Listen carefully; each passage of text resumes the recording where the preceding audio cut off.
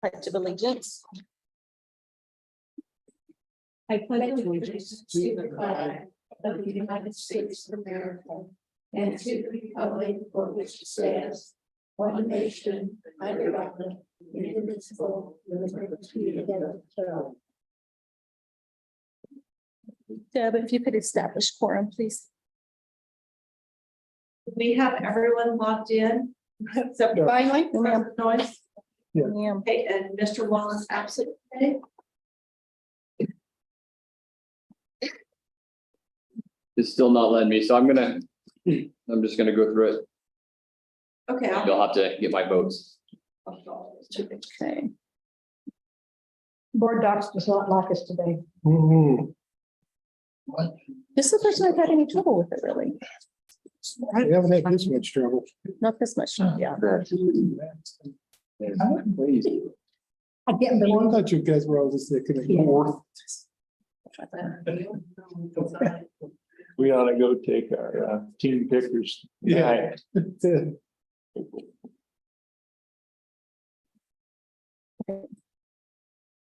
We'll work on yours No, ahead. that's fine. That's fine. I'm good, thank you. Okay, do I have a motion to set the agenda?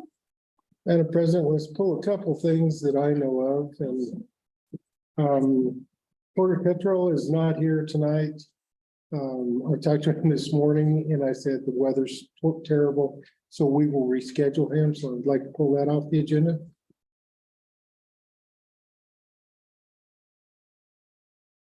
The other item was L, will not be a capital reserve request. That'll just be a motion for insurance.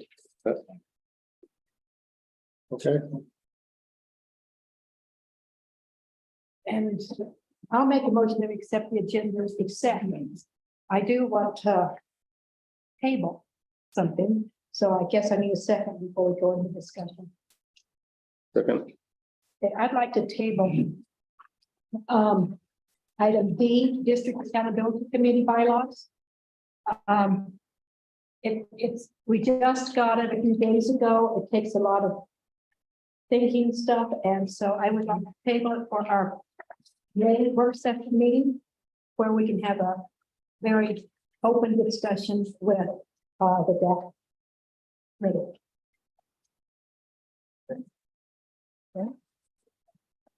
Any other changes or requests?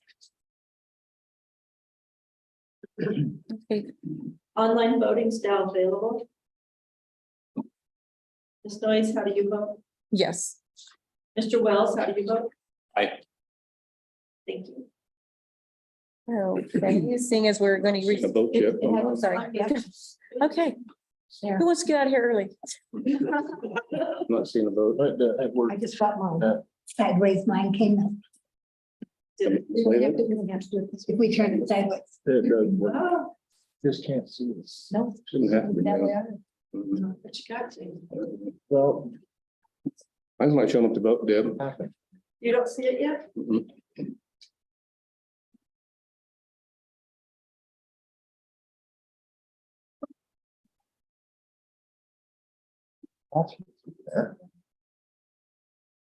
No. It's the box. The box does have some writing. See them all done in one Mr. way. Rice, did you get it? Nope, still nothing How on do it. you vote? Yes. Thank you. Motion passes unanimously. Thank you.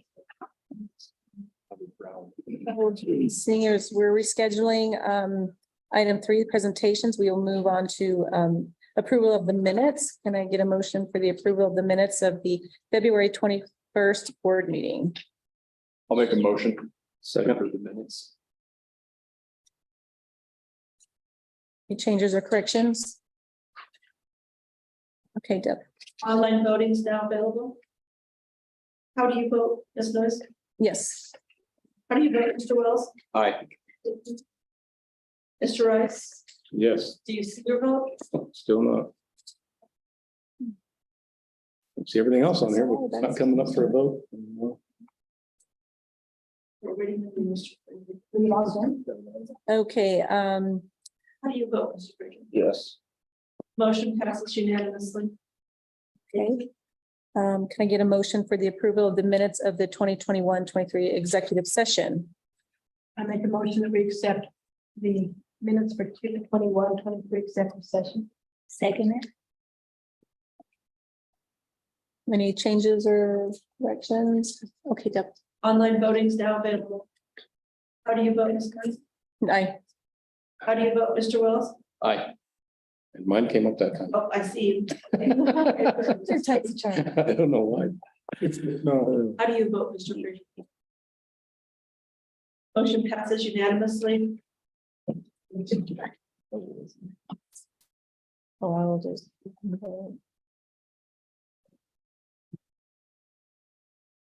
Okay, item C, approval of the minutes from the March 7th, 2023 board meeting. Make a motion to accept the minutes for 3/7/23 board meeting. Second it. Online voting is now available.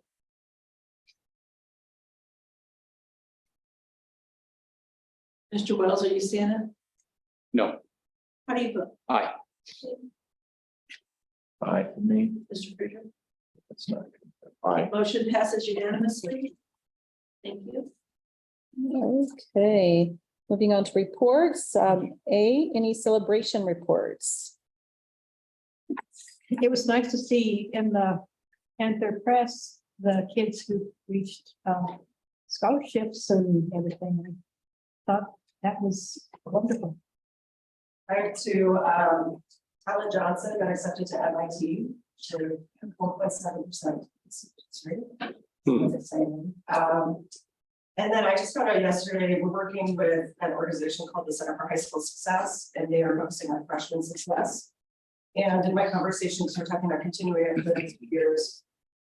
Last year, semester 1, 2021, 52% of our freshmen were on track to graduate based on their grades and attendance. Semester 2, 2022, 51%, so 52%, 51. At the end of semester 1 this year, 68% of the students went. So big improvement, that's definitely something we're celebrating. It is worth celebrating. Are you tracking where the now sophomore kids, are they improving any? We usually do just like historically, like Okay. usually there's a big jump up in sophomore achievement, but I would love to, yeah, that's a good idea. Pull that. The longitudinal data. Yeah, and then we'll obviously need to grab the data for semester 2. Sure. It's not over yet. Visited the high school for the career day up there. Looked like everything went really well with that. Got to the airport Sunday night and had a reunion with all the middle school. It's like, and Eddie, we're all waiting for luggage at the same time at the airport.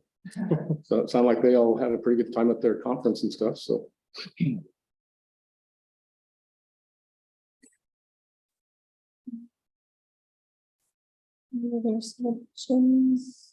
Alrighty. Item B, student representative reports. Hannah, do you have anything? Yeah. Oh, sorry. I was just gonna say that Annika had said she wouldn't be available this evening. That's no issue. Okay. All right. Sorry, Tana. No, you're good. Wrestling has ended. I know that track and field is starting up. Their first competition is this Saturday, in Ignacio. I know we start CMAS next week, and then the week after that we can finish it. And I think that's it. Thanks, Tana. What better to Okay, superintendent's report. Good evening, board. Oh, great Southwest Colorado snow day in April. That's great. MCHS playground, I'll take the most time on this. So we had a meeting with Set Engineering today. We will be engaging with them. Basically, where we are financially is Christine Fisher is pretty much done with any engagement with an engineering firm. So everything from here out with Set will be ours. And then really what we looked at was they may have a pipe in the hole over there that was cut, and that's possibly a roof drain. We really won't know until we get the AstroTurf off of it. and start inspecting it. So I reached out to Summit Play Systems today and I said, when can you come take it out? So we're gonna start moving on it. I'm sorry, Ed, I forgot to get you today. Dang it. I looked down there. I knew you didn't want any part of it. We were in the snow. So anyway, they're gonna start taking that out, I suppose, pretty soon. I don't have a response back from them yet. And then we are looking at a trench drain all the way around it, which will drain water away from it. That is the sheet water that comes from the building. And we're going to find that pipe and see what that situation is. But if you'll recall, the night that Christine talked to us, she said if that pipe has been cut by that construction company, that they would go the entire cost. So we'll see what happens. Do we have blueprints, it's right here, do we have blueprints of that school and the drains and how it? We do have copies of plans layout, but they were probably done back in '96, whenever everything was renovated with the pods and all that. Right. So I'm a little nervous on it because sometimes they might be like the civil engineering might come out that way, but when the actual job took place, they may have rerouted. So that's a shows, concern yeah. there. So, Okay. like Tom mentioned, they need to possibly start, once they take everything off the top end, like padding, asphalt, is try to locate where that pipe could be. We know they hit something, it's not just a matter of going in real easy and trying to locate. If you have a general idea of possibly what's that. So will we have an inspector there when we do that, so if they can't come back and say, we broke it when you were digging it up? Yeah, that's gonna be like, we kind of discussed that. After my meetings with Christine, I really want to make sure all of our bases are covered, Absolutely. Yeah. so. And if we do a drain all the way around, where are we gonna drain it to? The football field? Yeah, no, there's a storm drain that I think, and Ray and I differ just a little bit. I think it comes down the retaining wall of the middle school, you know, between the baseball field and Yeah, I remember Yeah, seeing field. the drain. there's a drain down in there. And I think, I'm just guessing that it goes straight down by the retaining wall. If it does, then it's just down slope from the play area and we can tie into it there and get rid of the water. I really don't want to daylight that water and just have a big pool down there at the baseball field. That's why I was asking. Yes. So would it, I'm sorry, I'm asking a lot. No, it's okay. So does that drain go into the sewer system? It goes into the, It's usually storm drains don't go into the sewer system, they go like daylight out somewhere else. So with the middle school, what they did according to the plan back in '96 is they went around on the east side, spot area, and they looped around to the north by the tennis court. And then they come across the little 8th grade lawn, I guess, grad by the garden area. Yeah, I know. They cut across, and I believe it drops down where Tom's talking, for the wall that was. Okay. And then it goes across the softball field and ties into the drain for the football field. So everything kind of ties together, but normally they go to daylight somewhere. The sewer doesn't, they don't tie it into the water. Yeah, And they can't. So that's what I was concerned about. Normally speaking, we don't have this problem. This is exceptional year, but we may have another year like this. Yeah, and I think the biggest concern right now is not knowing where the earth drain is leading to across the. Yeah. Thank you.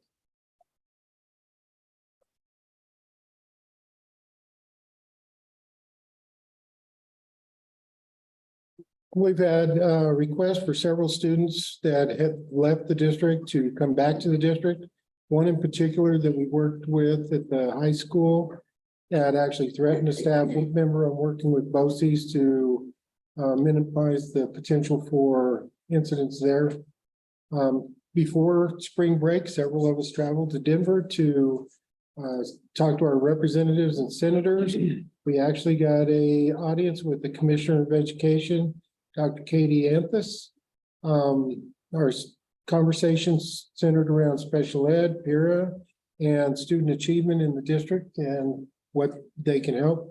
CDE, we applied for those easy grants that weren't easy to write, but we got all but one of them, right? Well, we got all the ones that we asked. Well, there you go. So that's good. Yeah. So that'll help us this summer in our professional development and hopefully raise scores in the district. We will be looking at, which Eddie and Jim and Mark Knox will help us look at class sizes at the high school and see how to schedule the high school a little bit more efficiently. That'll happen this week.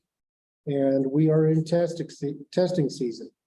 And I would like to say, board, thank you very much for extending my contract. And I like working here. I like working for this board. I like working for the administrators that I have and the teachers that I have and central office staff. It's fun. And the school board is fun and and thank you. Thank you very much. I appreciate your confidence. And so much fun we have to pay. No, thank you. Appreciate having you.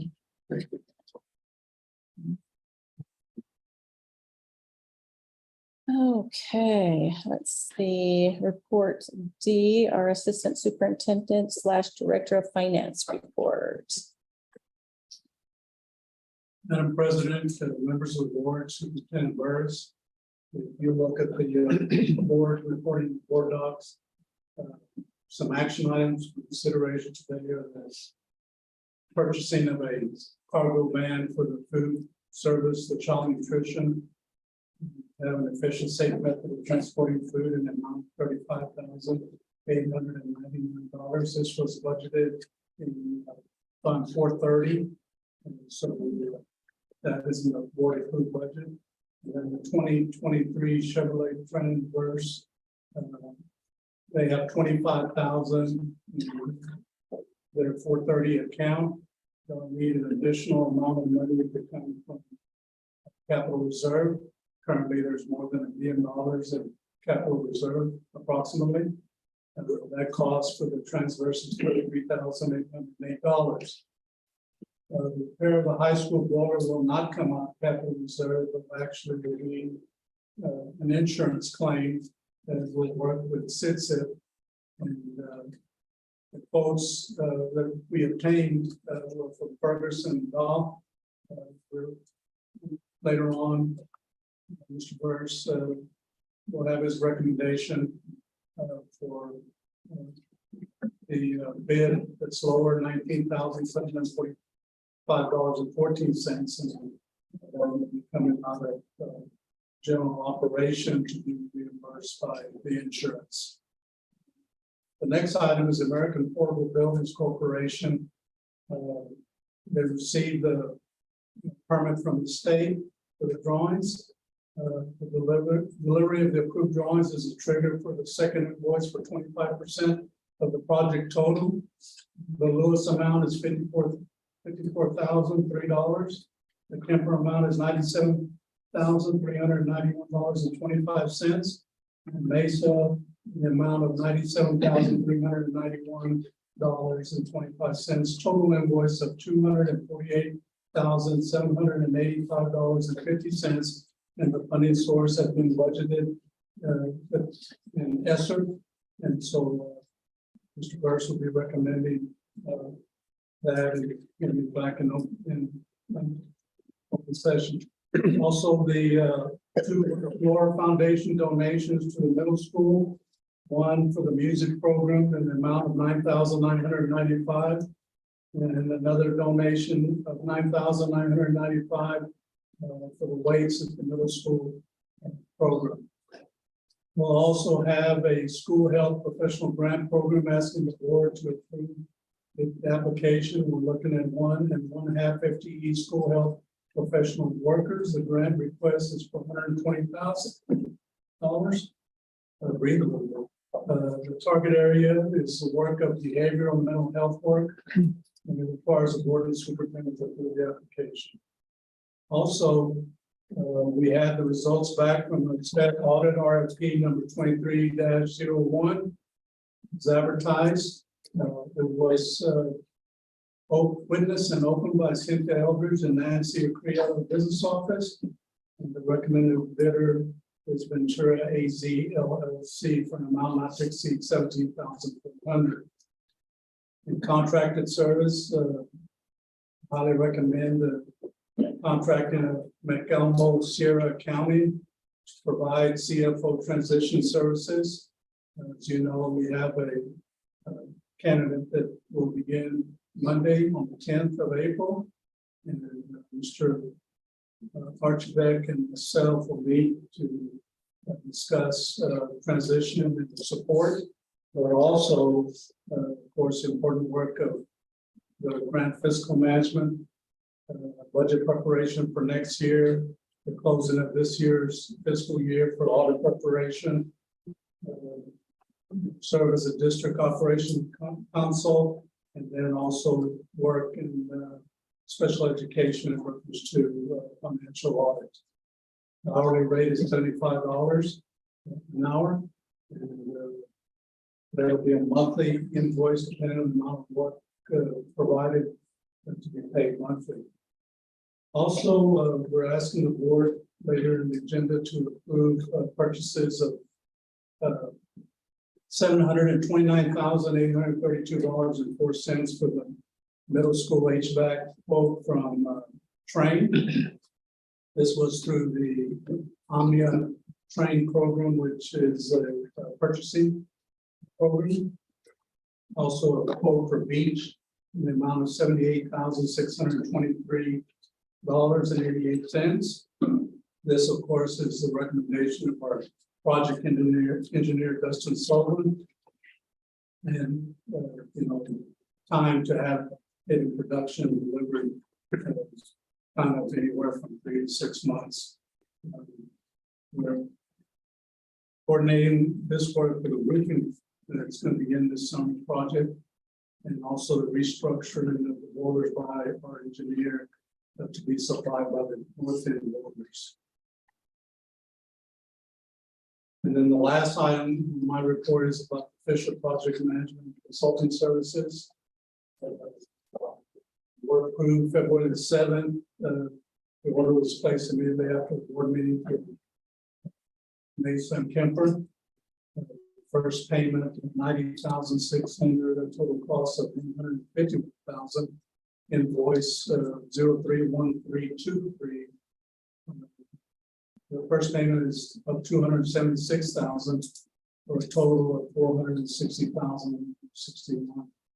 So I'm still in review of that because of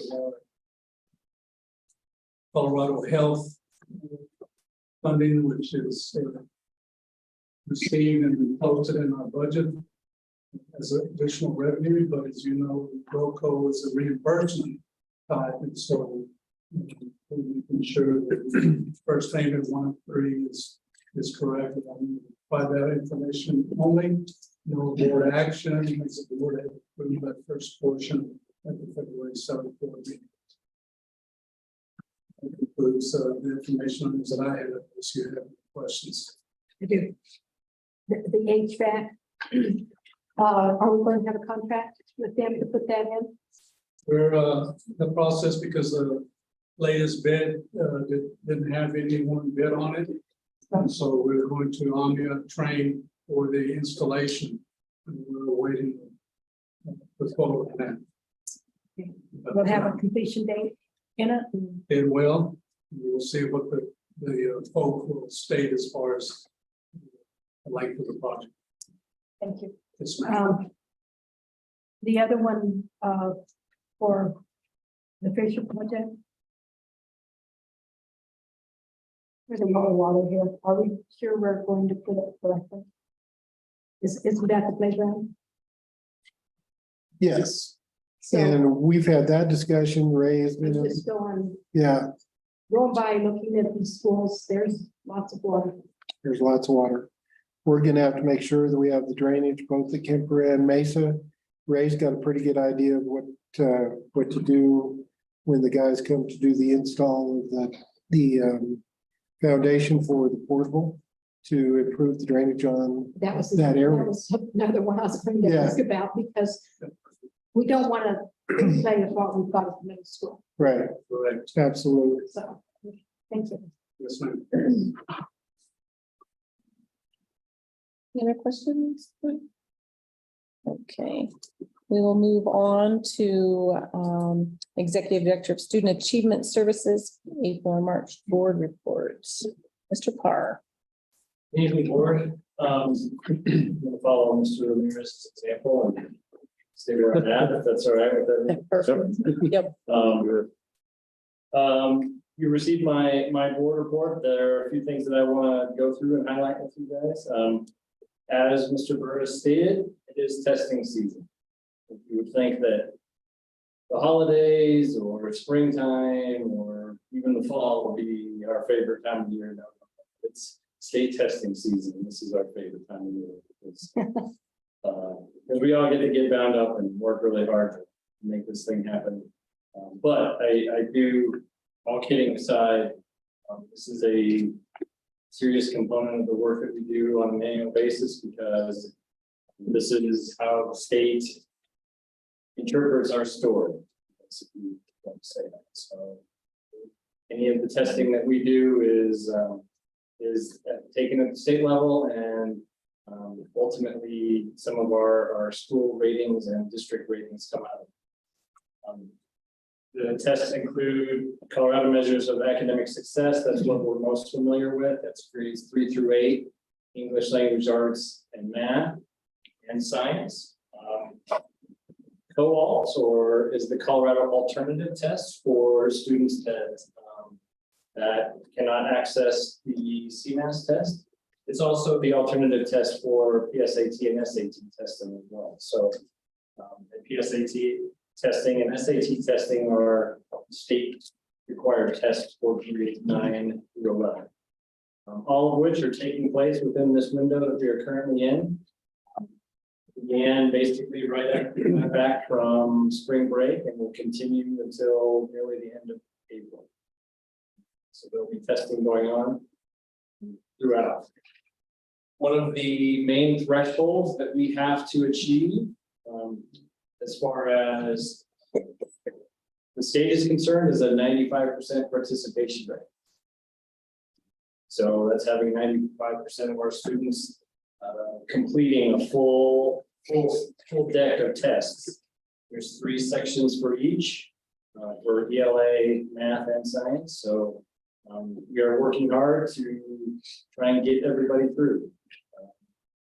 If they don't get caught the first time, we'll get them on the second round and do some makeup testing with them. But it's our principals are being diligent and working to make sure that we get that 95% range.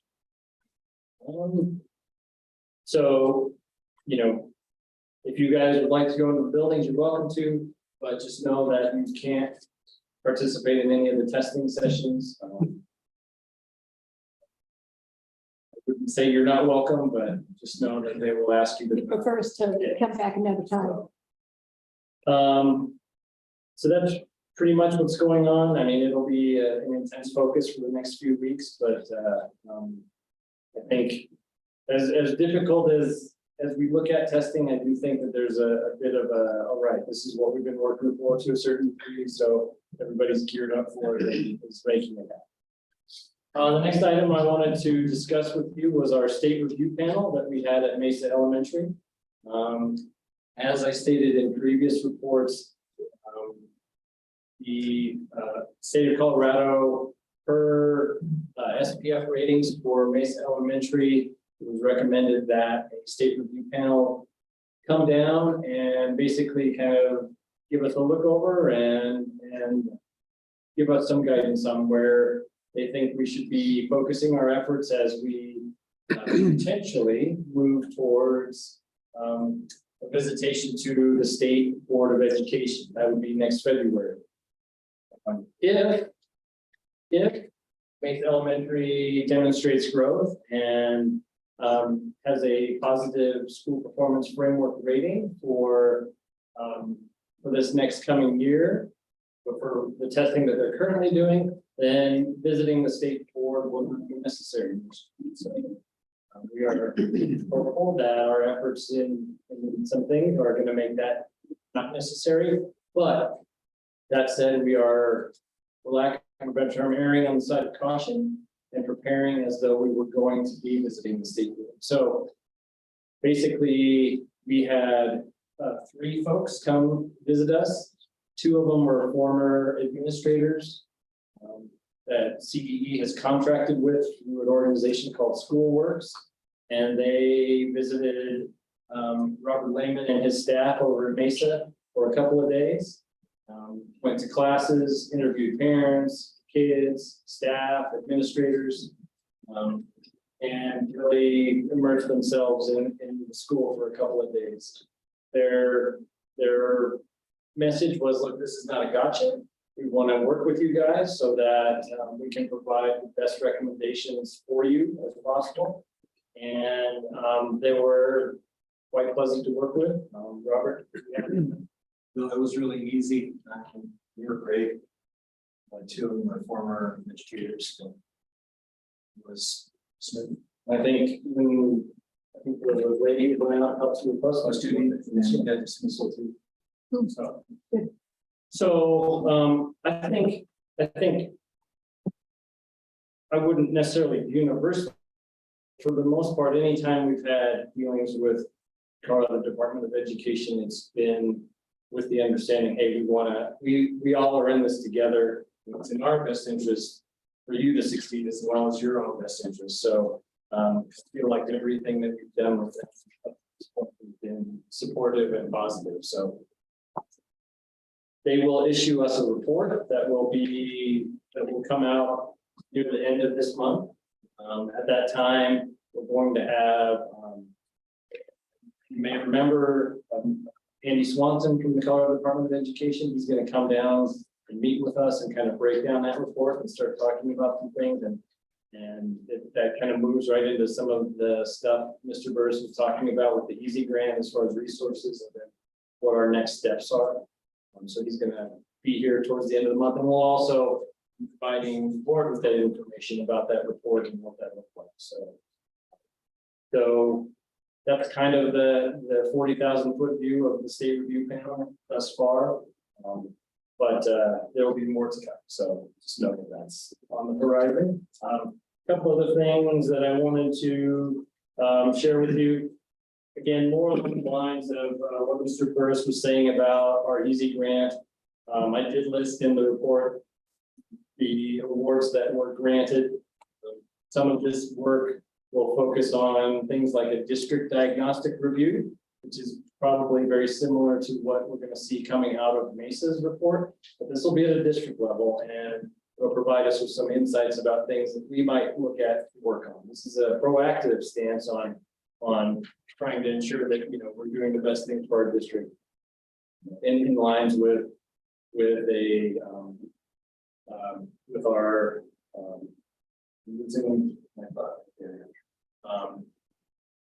in lines with goals that we have going forward, as we've highlighted in our report. So these awards that you see in the report here will be utilized for various things, from like working on curriculum alignment and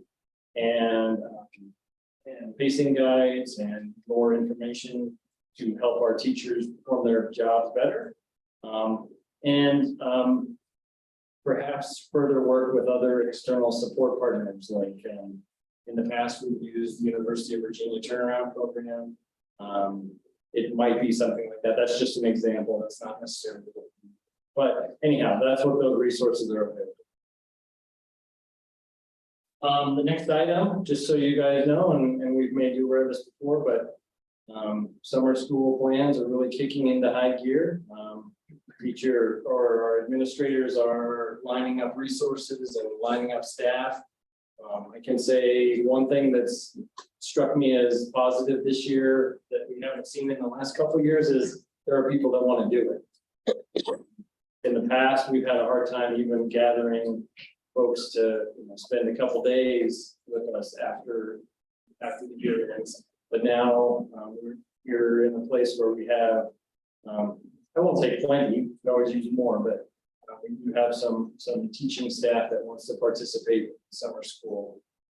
That's 2 elementary sites and then middle school and high school. So we have a large summer school effort taking place. Probably bigger than I can remember, quite frankly. So it says in here that it's a 5 weeks. Yes. Is that enough for students to recover a credit if they're in high school?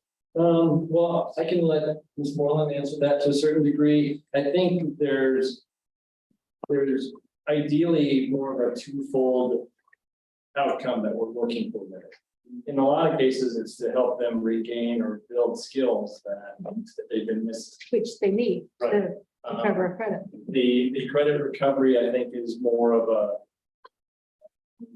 bit of care at the end of that string, but I think primarily the goal is to rebuild skills and Confidence. prepare them so that when they go into the next year, they can be successful.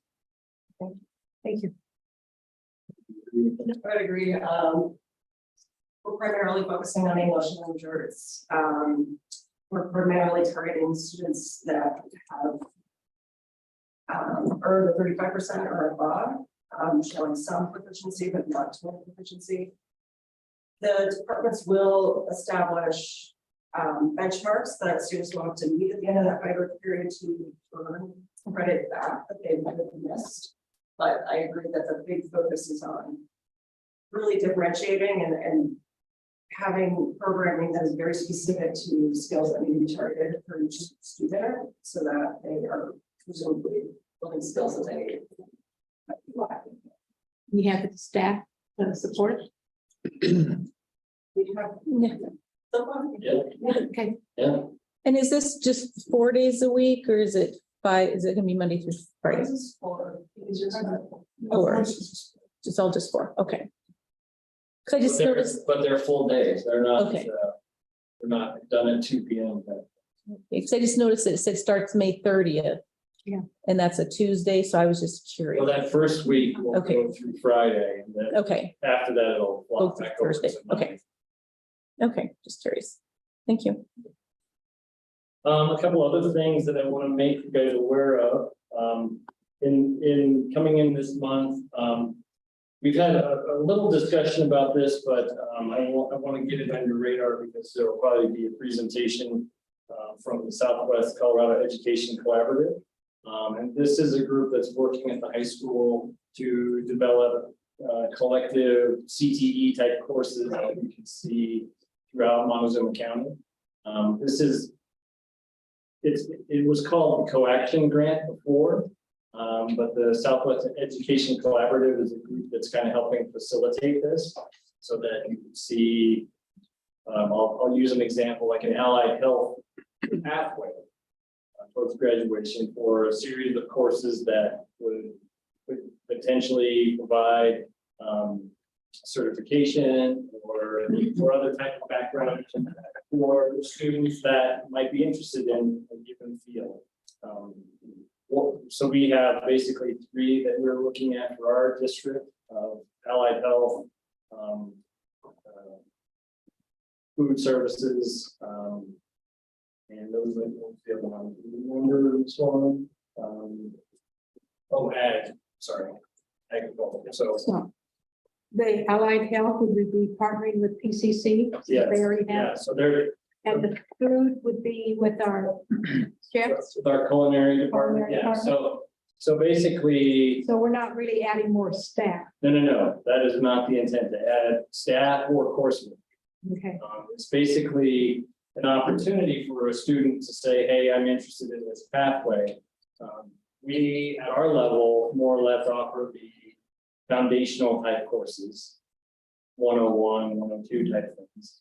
And then if the student were to continue or they choose to, or they found interest in that, we could get them, they would move on to PCC level courses and So- receive college credit. What's your classroom size that you're looking at? Well, there's a number of things that we have to consider with that. 3 kids are going to keep the program. Well, no, that would be something that we would definitely have to consider. In fact, Mr. Ramirez and I are going to be working this week to look at class sizes for such things. I mean, we want it's a fine line to a degree where we want to provide as much as we can, but we have to be efficient too.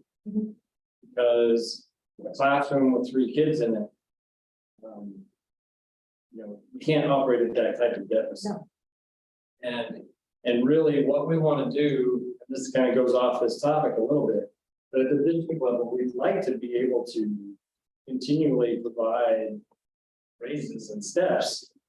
And we can't do that If we have a classroom with Yeah. 3 kids, yeah. we're not efficient. So this is going to be an exercise in making sure that we are efficient, but also trying to offer these opportunities to students. So, the nice thing in being part of this co-action grant with the collaborative is that we have some experimentation opportunity where we can try these, hopefully, make sure our numbers are right. And if they work, then we can proceed. But if not, then we certainly won't hesitate to not have something if it doesn't make sense. So that's something that's taking place. And like I said, we have some folks here later this month to talk about. Again, I mentioned in the other happenings, we're talking about curriculum alignment and instructional pacing. It's part of the work that we'll be doing with Easy as a regional.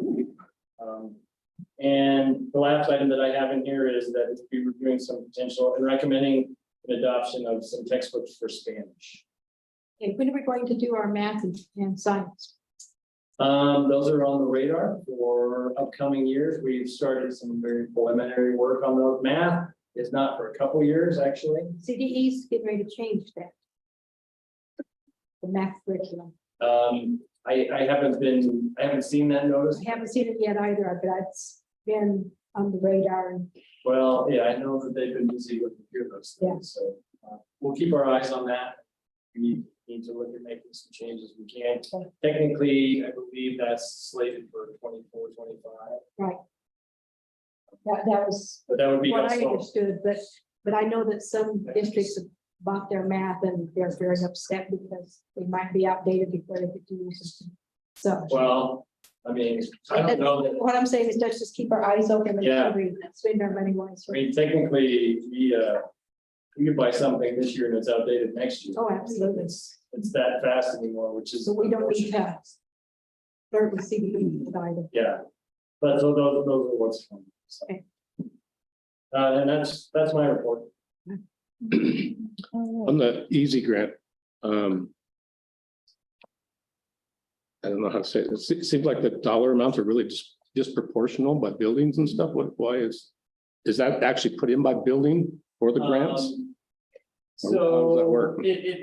the criteria for easy grants largely was based upon, I guess what you could call a factor that we could call the risk factor. Meaning that some of our schools didn't necessarily qualify, or they scored at a certain rate that would not get them an easy grant this time around. Some of the numbers you see here, yes, like it's easy to look like right to Battle Rock and look at that number. Mhm. They got for 3 years for $150,000, so it's $50,000 a year. Whereas, and if Mr. Palmquist was here, we could certainly have him lay it out a little bit better for you, but based on the risk number, if you will, that's how they awarded those dollar amounts. And it also was tied to the purpose of the grant. You see it in the right column. So the diagnostic review, they would only give up to $30,000 for that. So BASA got the full award for that. Same with the RE-1 diagnostic review and planning. We also, for the school board, you'll see that there was a $10,000 grant, and Mr. Burris and I have had conversations with, and Mr. Ramirez with Dan Jorgensen and CPE, start kind of talking about what that looks like. So that's coming up as well. But it really, the risk factor, I think, is how a school scored, and that determined what the award would be for each one of them.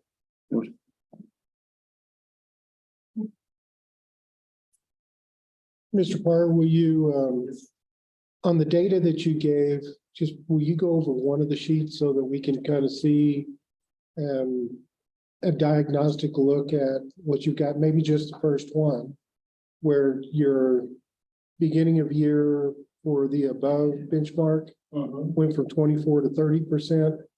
But the counter thing that happens is the urgent intervention drops, and that's what we want to see. Yeah. Have a little bit of discussion about that. Yeah, so this is, this is data that, I'm committed to continuing keeping in our report. Some of it's not completely new because we haven't done a benchmark test again since mid-year, but, what Mr. Burris is referring to is the K-12 reading scores for, STAR Renaissance testing that we're looking at. From the columns on your left side for each color are the beginning of the year, and the columns on the right are the middle of the year. So you'll notice that for K-12 reading in all grades from beginning to middle, we moved in urgent intervention from 32% that were identified as urgent intervention down to 28%. Likewise, with the intervention column, 21% were identified at the beginning of the year, and that moved to 17% at the midpoint of the year. And to Mr. Burton's point, well, then the on-launch and the above benchmarks started at lower numbers and went higher, which is what we want to see. So the encouraging thing about this is that that's looks like the beginning of a trend, hopefully, that we're looking at. I think when you factor in some of the things that we've been working on throughout the year, I think that's where you see the results is that those numbers are moving in a positive direction. We'll have another set of results as we get to the end of the year, right around the beginning of May. And then we hope to have some raw CMAS data by midsummer that we can start to share with the board and start putting into some readable graphs and materials that you can look at as we move into next year. So at this point, I think we're encouraged by positive movement, but we still know that we've got plenty of work to do. And these gains that we see, while they're gains and they're positive, we'd like to see those red columns and yellow columns much Disappear. smaller. I'd like to see this disappear. Yeah, completely. So that's where we're at with our data at this point. But like I said, we'll be looking at more as we get closer to the end of this year. So. Okay. Just real quick, I just want to, before we have Cynthia present, Monica, you might be here for the DAC are you here for the DAC bylaws, because we tabled that.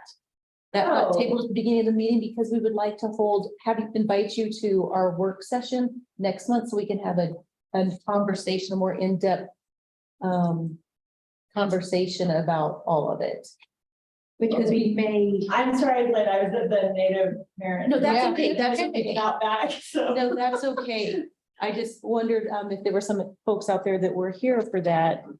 That we might let you know now instead of at the end of the meeting when you wonder why it didn't happen. May 2nd, May for that. 2nd, I believe.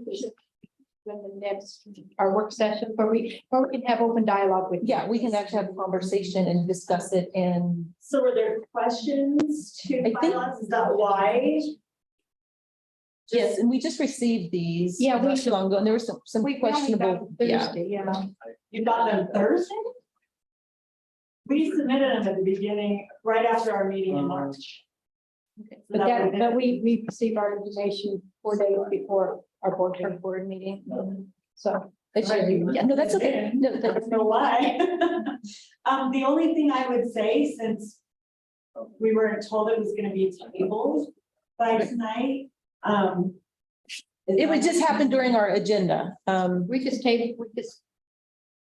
set the agenda. Okay, so I don't know. If we'll be able to bring it in. And so I guess I would love to see those questions, just put in an email to. I don't think they're questions per se, it's a discussion. We just want to have a discussion. Okay, well, yeah, so what date is that meeting then? I think it's May 2nd. May 2nd? Isn't that the first? May 2nd is the Yeah. first Tuesday. That's our work session meeting. Mhm. And what time? 6 o'clock. Mhm. Thank you, Sherry, for letting me know. Oh, well, you know, I mean, you're welcome to stay. You're welcome to stay, but I didn't want you to be blindsided without what happened to our. We'd love for you to stay. Appreciate that. We're so excited. I would love for you to stay. Actually, Yeah, I'm glad that you told me that because there are 4 other things. that yeah, no, I know, I So get it. love Thank you, that thank told you. me. Okay. Thank you. Okay. Let's move on to report F, Executive Director of Human Resources report. Is it all right if we present from our team? Yes, absolutely. Then I will follow the lead and. Good evening, board. Superintendent Burris, pleased to submit my board report and review topic. Let's start with the resignations and retirements. Please see the consent calendar for new resignations and retirements. Please note that on the retirements, there's a few individuals who do plan on coming back under the para shortage.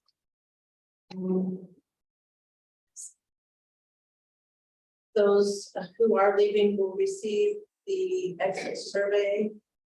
We'll send that out to them after the consent calendar has been approved this evening. And that data will be presented to you at the following weekly board meeting. As you have received 2 of the exit surveys from last month. All resignations and retirees are sent that information and it's on a volunteer basis. So even though we had more than the 2 that left last month, those are still provided to you today. Under the district openings and vacancies, we are working closely with all of the schools at present to forecast openings for next year based on known resignations for retirements and FTE counts. Please see the attached summary of known instructional vacancies for the upcoming school year. I would like you to know that we are working very closely with PEBC in regards to the alternative teacher licensing program. We currently have numerous employees enrolled in the alternative licensure program for this year and continue to direct those who are interested in obtaining their alternative license through on next year as well. We also have individuals who are interested in the Grown Girl program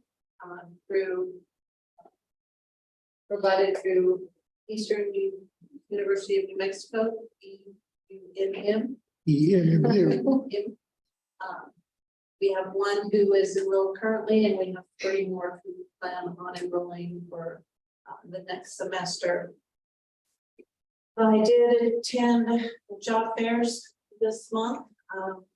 I attended the CDE job fair hosted in Loveland, Colorado, and then a job fair in Durango that was hosted by the Durango School District. Mr. Ramirez attended the University of Northern Colorado in Greeley. We did our best in recruiting teachers for next year, including our regular advertising efforts. It is still very apparent that Montezuma-Cortez School District continue to increase salaries to be competitive with our surrounding districts. And in order to do so, we are looking closely at our FTE counts and then budgeting for next year. The salary schedule will be provided later this year after our budget information has come in. And we're hoping to increase the level wages for our teachers. And that is what we are working on now. We have, as Mr. Ramirez had mentioned, we have hired a new executive director of finance. We held interviews this month, and offered the position to Mr. James Grierson. He's been selected and accepted the position. Mr. Grierson holds an accounting and business administration degree and is a certified public accountant, CPA. He is an accomplished professional finance and business leader with 25+ years of diverse experience earned in public accounting and Fortune 500 companies. His expertise is in financial planning, analysis, strategy, forecasting, and budgeting. Jim will join the Montezuma-Cortez School District 31 team on Monday, April 10th. We're very excited to have him join. The next area of my report addresses our insurance and benefits. Montezuma-Cortez School District hosted SID's annual renewal meeting on March 14th. Administrators from Pagosa Springs, Mathis, Dolores, and Duck Creek were in attendance. Our SID management team reviewed coverage on all areas of our liability plan. This opportunity to attach a copy of our renewal documentation to my board report for your review if you're interested in seeing what all of that entails. If you have any questions, please let me know. I am available to answer any questions related to the loss ratio or the attachments to that report. I don't have any question on the loss ratio stuff, but could you share some acronyms? IVOV, GUE, what is all I'm that? just going, how many IDs do we have going? But Education is bad enough for acronyms, and now insurance is even worse. I'll have to pull that up to see what we're referring to. It's on the insurance. It's on the insurance. It says IV, hip, heart, OV. GUE, one of them.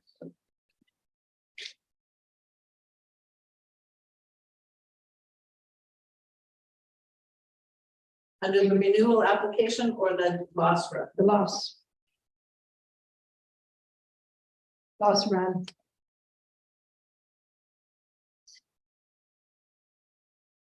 It says on Nobody. Oh, on 2022-0161 ID hit OB. See. So, so internal vehicle, Insured an vehicle. outside vehicle. Oh, here we go. okay, Under which year? Oh, just the first one, IV, hip, heart, OV. Insured vehicle. Insured. Yeah, okay. I don't What kind of remember where the- vehicle? Part. Probably outside or outside vehicle or something. owner's vehicle. Owner's vehicle, that makes sense. And that was back in 2012. Okay. I'm not quite familiar with what that is. That's okay. Did you have? I That's just fine. want I to just- know the acronyms. Okay. And then that's internal vehicle, insured vehicle. Insured, okay. Thank you. Somewhere on there was a, I can't find it now, there's a GUE too.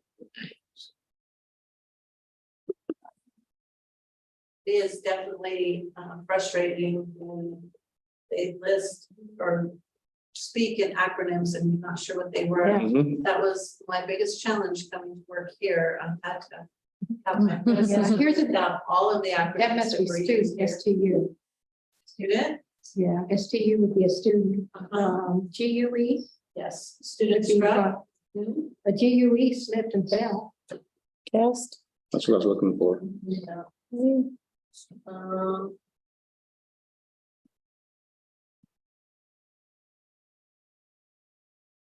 It's towards the bottom. I see it, guest, Yes, that would be an abbreviation for Oh, guest. okay. okay. Thank you. It just, so we know what we're reading. Okay, I know education, but I speak, but I don't know insurance speak. Yep. so you can see, there's two claims that were made in 2021 that increased the loss ratio substantially. We want to keep it at 0.5 or less. And right now, I believe it's at a 2.5. Ooh. So when we're talking about submitting claims to SIDSIP or damages, covering certain aspects. Those will stay on our loss run for 10 years and affect our loss ratio. What the loss ratio is, it's the equation used to determine our premiums. So you want to keep them as low as possible so you can reduce the premiums. Other ways that you can reduce your premiums is to initiate a risk management plan, which we have done so here. And it will be even further developed in the coming months as the implement more training. We've had our SIF representatives come down and do some walkthroughs, for example, at I believe it was at Mesa and at the middle school. They made recommendations for corrective actions, and we were able to have those taken care of. And each time that we do that, we have them do a walkthrough and make those corrections, or by completion of certain training that we do for our employees, it takes into consideration this loss ratio and it will reduce it. So we'll continue to attempt and try to provide risk management services and around this higher loss ratio. Okay.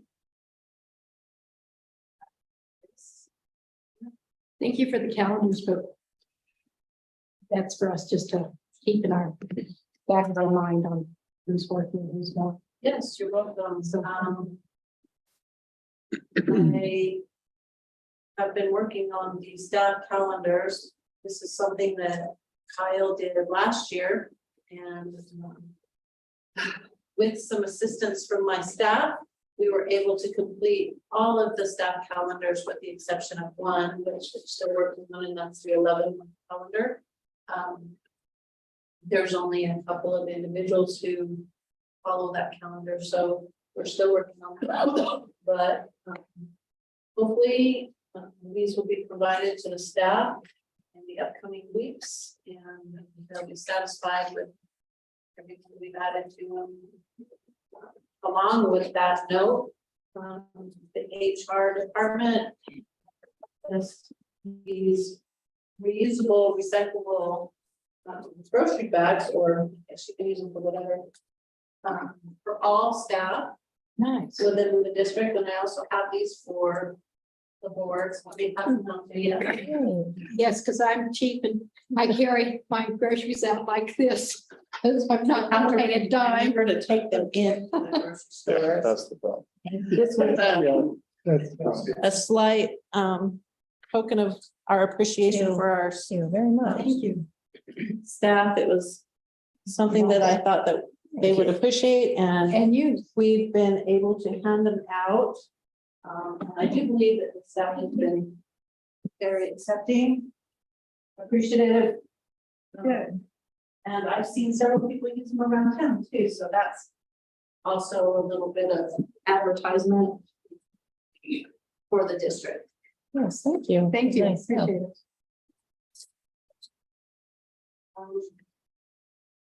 Like I said earlier, we attended job fairs this month. And we've updated our takeaways, or whatever you want to call them, for little books and pins and different things, and our booth looks fabulous with everything that we have to set up, and we were really able to attract a lot of attention. Mr. Ramirez and I attended the job fair in Durango together, and it, you know, it's a lot of fun to meet so many individuals and hear their background and what they're interested in doing and why they want to be teachers. We provided a lot of information on the area. A lot of the students or candidates live outside of this area, and that's one thing that truly attracts people here. So we have had a higher amount of interest this year. I can attest that the principals have reached out and conducted interviews. I don't think that we've been successful in hiring the candidates from our job fairs just due to competitive salaries locally. We've had, Pagosa and Durango increase their starting salaries, Bayfield and Nashville for as well. And it's really imperative that we be competitive, not only for, the districts closest here in Colorado, but also across the border into Mexico. There's several individuals, several teachers who travel those distances that actually live here. And that's the reason behind it. So how far off are we from those districts with our base? 15,000. Well, depending, like Nashville and Bayfield raised theirs to 45 entry. Durango Pagosa is 50,000. And I believe New Mexico is at 50,000 as well. There's one district in the Front Range. I had my booth set up right next to. They just raised theirs to 62 and offered free housing. Who was that? Westminster. Oh, gosh, okay. Their line went all the way through the gymnasium and out the door and down the street. So I was able to talk to every single person that was in their line. And, did have some interest, and it was fun to just, put Montezuma-Cortez School District on the radar for so many teachers at least. So, but we have to stay competitive. We have to be able to offer a competitive salary. That's just, otherwise we will not be able to hire. We're working on it. And we are working on growing our own, the Grow Your Own program, and also offering alternative licensure for people who live here and who are already working here with the district.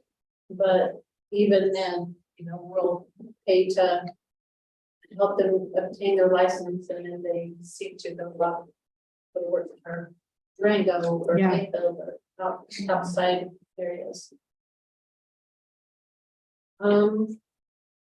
See.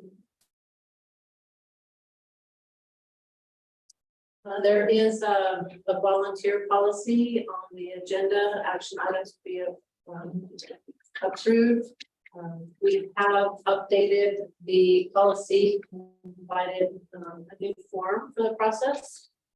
We are trying to make sure that we have an effective system that's established that includes background checks and dependent upon when and where individuals are volunteering.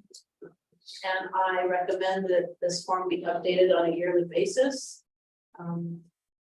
We have volunteers who might come and work at a school momentarily or for a day, but that doesn't waive any reasoning on why we would go through the whole process. We have volunteers who chaperone, go on our way on travel with students and overnight trips, and we just need to make sure that every single individual that's volunteering go through this process and that are approved. Our school and our district is small enough that we depend highly on volunteers, and we truly appreciate them wholeheartedly. We just need to make sure that we're going through due process for every single individual. Because all it would take is just one person that didn't go through the process for something to happen and the district would be liable. So I would appreciate it if you looked at that policy and approved it. I've also attached the exit survey results, as I mentioned, and then the staff calendars. If you have any questions in regards to all of the information I've provided you, please don't hesitate to ask me any questions you might have. Thank you. Any other questions? No. Alrighty, thank you. I have one, just 1 second. When we set up the meeting, we put your volunteer form on as an attachment. When the board comes to that action item, would you like it to be considered as policy E2? No, the form is, it's the policy that we need to approve. Okay. The form could change, so it doesn't need to be an attachment. I don't think so. It's used as a reference. Policy is. All right. Thank you. All righty, Mr. Pearson. Like it's ever. If you know, if you would like, this. Good evening, Board, Superintendent Burst. The opportunity to present a couple of things to you this evening. The first one will be pretty brief, and it's just kind of an update on expenditure that we're doing because it exceeds the $5,000 limit that usually has to come before the board. And so we had every year for the past handful of years, we've had a number of students that are in the National Thespian Honor Society that have attended a program called ThesCon in Denver. It's a pretty cool program where they get to go and kind of compete, but they do impromptu stuff and perform with students. As you're well aware, our performing arts in the district is top notch across the board. And so we've had some great students that have gone through that over the years. This year, for the first time ever, we actually had 3 students who were highly recognized for their outstanding performances and were actually invited to attend a national conference or thespian program. It's called the International Thespian Convention, I believe is what it's called. It's actually a festival, I beg your pardon. It's in Indianapolis, Indiana this summer. So these 3, it's Nielsen Hurst, Becca Story, and Brian Sander, who are all 3 outstanding young students, were leads in the play when they were in 6th grade, leads in the play in 7th grade. This year, they all actually had a lot of background jobs where they were basically leading a lot of the production. And so they're just outstanding young men and women. And so they've been invited to attend this, and we'd like to offer them that opportunity. So this expenditure would be for us to be able to pay for them. They're required to have one chaperone to go with them. And so Ms. Gavardi, it seems naturally the one. So what it would be is it's a week-long. They fly. It would be in June. They would go out on a Sunday, fly out to Indianapolis. The program has housing on one of the campuses there, room and board, everything, and then programs Monday through Saturday, Monday through Friday. And so they would be able to attend this, get a lot of training, work with other students from all over the country. Ms. Gavardi would have sessions that she gets to go in professional development, but she'd also be there as a chaperone while they're doing things. It's just a really neat opportunity for them. So I just wanted to present that to you. We are actually, because of the expansion of our budget, because of the non-closure that happened this year, we had some money that we set aside for this, and we've been able to cover it within the budget. And we're very excited to be able to support those students in this party. I think it's a great opportunity to recognize what they've done, and for her to be excited about the work that Ms. Gavardi, excited about the work that she's done. Such a phenomenal program. Say every time that we have these plays, there's probably 10 to 15% of our students are a part of them, giving up 30+ nights their life just to go practice for a 3-night production. They love it. I mean, they come back and every kid just grows and grows. And so how much is it? It's $8,500 is what we're looking at for the 4. And that covers airfare, room and board, transportation to and from the airport, et cetera. But you have that budgeted. Sorry? You have that budgeted though, you said, right? Yes, I am. So you're just asking for approval to let them go. And what was the dates on it? It's June 18th through the 20. They would leave, fly out on Sunday, the 18th, and come back on Saturday, the 24th. The conference itself is the 19th to the 23rd. It's not actually an action item. No, it's not, Oh, okay. but, I'm all for you doing this, Mhm. but when I was growing up, my dad said that, but, are you doing something that we're not going to be able to follow through in later years? For instance, we have a choir student that makes a big, and we don't have to do it stuff, but they can say, we did this for. You see where I'm going with this? So Every situation. I really am for you doing this, and it's your money. I just want you to be aware of what. So. Yeah, I would think that would be kind of like a case by case, It first should come, be. first serve. You know, we had the money this time we don't, but there's other ways you can fundraise. I mean, I know Right. Kiwanis, and because I do believe one of them did come to us in the past. for some funding, maybe $250, $500, something like that, but there's more funding. Every but- once in a while, we get these as a board. One was, he used to be in maintenance. Can't think of his name right now. Anyway, his son went to Washington DC. And he came to the board for management fund. So I'm all for every opportunity a child can have. That's just, No point taken, I understand. That's what I was to consider. I'm So, for but anything we I can know have the that- students go out and see that there's more than more than. this little Cortez. corner of the world right here too. For sure. On the do. But I'm wondering, Mr. Burris, do we need to vote on this?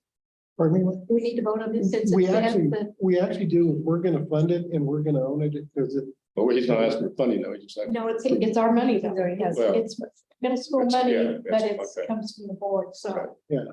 Do we need, and we can put it in and do a formal on it. okay, Yeah, I wasn't clear. Right. I was presenting or requesting permission, so whatever I need to do. If you own, oversee, supervise, and own, and we supervise, Right. and we're gonna oversee it, so Absolutely. that's the test. and it's, Is there another form or another part to it as far as like how far the children travel? yeah. There used to be, I don't know. And I don't know if we got rid of that a few years back, but there was like, you couldn't travel over 700 miles or something like, or out of state. I think it was without board approval. There was a track, I know there was a track meet that the kids, like an indoor track meet that the kids would always, do, and that became all of a sudden that became an issue. Because we were transporting them and everything. I think it was, Because we were using our bus, maybe. We I had think we were more- using our own Yeah, I bus. think it was Okay. the transportation. Just as long as we're squared away before you get, don't run into any problems and you're ready to go. Make sure we're, yeah, we want you to have a smooth trip, smooth trip. There you go. I'm excited about it, actually. I'm excited. A couple weeks ago, I I was think at it's the wonderful. choir concert, and was helping out supervise kids, and I stood in the band room and just looked at all those trophies back in the 70s, 80s, 90s, and all the places. I'm like, I'd love to see us get back to the point where we're able to take those kids and represent them across the country. So And I would like for her to be able to take some videos and bring it back. absolutely, I would Because request that. I would love to see the kids out. I would request that. The other thing that I'm going to spend a little bit more time on is 4 years ago, the middle school received what's called the School Health Professionals Grant for our individual school. It's something that we're actually applying for as the district that's on your agenda later. With that grant, we were able to bring in supports for behavioral health and supporting our students. So it's a lot of whether it be nursing or behavioral health. We really focus on behavioral health. And initially in that grant, we had somebody to fill that role. COVID hit. That individual left. We had this job posted for, I believe, 2 years and were unable to fill it. And so with this grant money, which rolled over and a lot of people in the state turned back in, it got redistributed and it just built up with this grant. And so they came to us and said, here's opportunities how you can spend it. One of those was professional development for our staff. And so we began to do some research on that. I'm looking in the MTSS behavioral health spectrum, and we discovered something called the Innovative Schools Summit. Last summer, we sent a group, it was actually the administrators and from our staff, they were all funded from this, and we went to something called the Innovative Schools Summit. And it really focuses on innovative teaching strategies. It's a lot about wired differently trauma-informed stuff. It has a lot about what's the word I'm looking for, like STEM kind of things, just a lot of different things, working with students, behavioral health across the board. And so we were able to attend this, and I've got the opportunity to attend a number of trainings in my life, and this by far was the most outstanding I've ever been to. I think I've been to a lot where you go to one general session, but one or two things, you're like, this is pretty good. I think by and large, everything I went to, I was really impressed with and took a lot away from. But there was one particular session that I attended, and I've never experienced this before, where every single person got the opportunity to attend it. And we came back and like, did you hear that they were talking about Montezuma? It was a gentleman named Larry Thompson, and he has written a book called Roadmap to Responsibility and has a program called Responsibility Centered Discipline. Has worked in the education realm and then actually has worked in a lot of juvenile detention centers and a vast experience in working with students and even young men and women clear up through their early 20s, and has tried all the different things and really took from that and said, I want to try something that I can get kids to own their behavior. He's supportive of PBIS, he's restorative, supportive of restorative practices, but really kind of took those things and said, how do we build something where we put, he uses the analogy of lifting weights and says, you know, where we're spotting the students, but we're allowing them to build that muscle themselves is what he kind of uses the analogy of. And so he's developed this program that we were just blown away with. We came back, and I think they'll probably acknowledge, we all came back and everybody's like, Jim, we got to do this. This is incredible. Jim can get sick of us talking about it. Really is. So for my school, we actually, through that grant, were able to purchase the books and have done a book study with our staff and just said, hey, this is something we'd like to push towards. We're not going to just try to implement it because our staff gets really stick with, hey, let's try this. And then, you know, we do something and do away with it in a year. And so we just wanted to kind of get them into the idea a little bit, get them used to it. We've been working through that. I mean, that's another thing that's been able to send more people to this conference again. And in that time, we were able to connect with this gentleman and look at the opportunity to have him come to the district.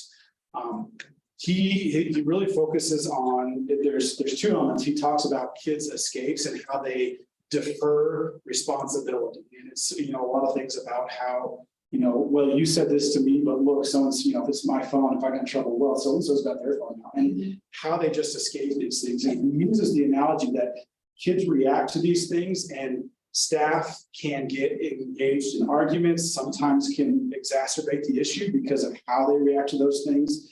And he kind of talks about basically using the analogy of a medic or an EMT, that if they came in and there's blood everywhere, they're not going to scream and yell, oh my gosh. That does not prepare them to respond. And so what he does is his program is based on the premise of going through these things, equipping staff with some of the ideas of what they're going to experience and giving them quick tools to be able to respond.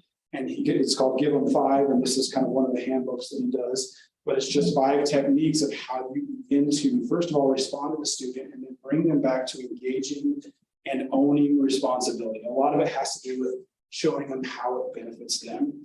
So we're looking at this, and we got the opportunity to engage them and look at this program and bringing it in. Again, this is something that we're able to budget for within our budget, but we're actually hoping that if we are able to get this SHP grant, it was one of the things that we put into the proposal for our school, is a 3-year contract with this gentleman. And what he does is he comes out and does 2 days of professional development with the staff. We would be able to do it for my entire staff. And then there will be slots for probably most of the administration, some of the counseling teams throughout the schools in the district to come for those 2 days. We kind of work with them. That contract includes those 2 days. It includes another day where he actually comes and goes into the classrooms and models these skills for teachers in the classrooms. And so he'd work throughout the school and do these things. And when he does that one, typically what he does is also have parent engagement night. We're going to try to collaborate that with one of our community engagement nights, but he does some parent engagement with us. He's actually written another book called Responsibility for Families, and it's that same kind of concept. And then there's several sessions where it's telephone conferences, and that kind of pairs down over this 3-year contract. Like I said, I don't think I've ever been so excited about something that I just heard what he's talking about. I'm like, this is what we're doing the day to day. For our school, we really made a focus in our UIP and our 90-day plan to try to minimize classroom disruptions, which hopefully helps support improved academic scores. We are being successful in improving those opportunities and minimizing the disruptions. I think our staff would say that. But often that comes at the expense of students still being out of the classroom. And so this is really focused on how we can equip teachers with the skills to address the behaviors, put the lift back on the students, and allow them to take responsibility for their behavior in a way that equips them to not only be in the classroom, but improve. Because the reality is in many cases, I feel like educational time is spent equipping students with behavioral management and how to conduct themselves appropriately. So this is another proposal request. However, we need to do this of something that we're looking for. It will be the next 3 years, but this next year. It is a hefty sum. It is $25,900 for all those things for next year to bring them in. That includes all those things I mentioned, including books, everything, all the materials for this next year. Like I said, we've budgeted for that, but we also have that will be taken up by this grant this next year. So What was the name of the book again? It's Roadmap to Responsibility. It's by Larry Thompson. And I've got some copies of anybody would I like to started to read say through it. I like to read it before I vote on it. Absolutely. I've got a couple extra copies for when we ordered for my staff, so I'd be happy to get some to you. Actually, here's one that I can share now. It's got some of my highlights in it. Take it first, Dan. Whichever. You can take it and then give me one. Oh. Are there any questions there? Or I don't know if anything they want? I attended the conference with Drew New York. It's not just his school, but elementary school. My staff is also carrying the book study element of that responsibility. I like that it's not like, do this, this, and this, it's practices for staff to respond to students. So staff feel confident in responding to difficult behaviors, challenging behaviors. And I have just like, I've never been more thoroughly impressed by a PD than this. When you get some more books, would you let us know? Yes. I have a lot of this study too. So I have 6 or 7 copies. Right. So, or just so you know, Mr. Pearson was here at my request because, one, of the impact of what he's participated in. But there was also discussion about our staff traveling to different PEs, and you guys may have heard that. In fact, Mr. Rice ran into someone coming back. So, Yep. I wanted him to be able to explain exactly what that was. That may have been with the senior hearing about. It's something that they found great value in, and trying to push that out even farther to more of their staff is involved, so that it can be an effective tool that they have at their disposal. So if it's a 3-year contract, what would the total cost be for 3 years? If it's 25, well, actually 26 for 1 year. Right. I believe I don't have. And that's all out of this. It does. So the second year. Yeah. Apologize if I don't have this information. That's okay. Well, we need to know before we. Here it vote is. on that. So year 2 with jump is 23,490 and year 3 is 18,940. And again, our goal is that was written into the proposal for that school health professionals grant where it would cover all of those years. But if that doesn't happen, I would say for myself, this is within something that I would absolutely budget for because I think it was incredibly valuable. You just don't want to start something and then pay for it, and at year 4, we don't, ooh, didn't do what we wanted. So. Yeah, and I will say to Mr. Potter's point, we were able to take mostly our administration and our counseling this last summer. And then because of the value of it, I actually put it out to our leadership team, and we've been able to send 4 of our leadership team from the school. This is all covered under the grant. And it was really neat because there was a lot more teaching perspective, and I got to dialogue with several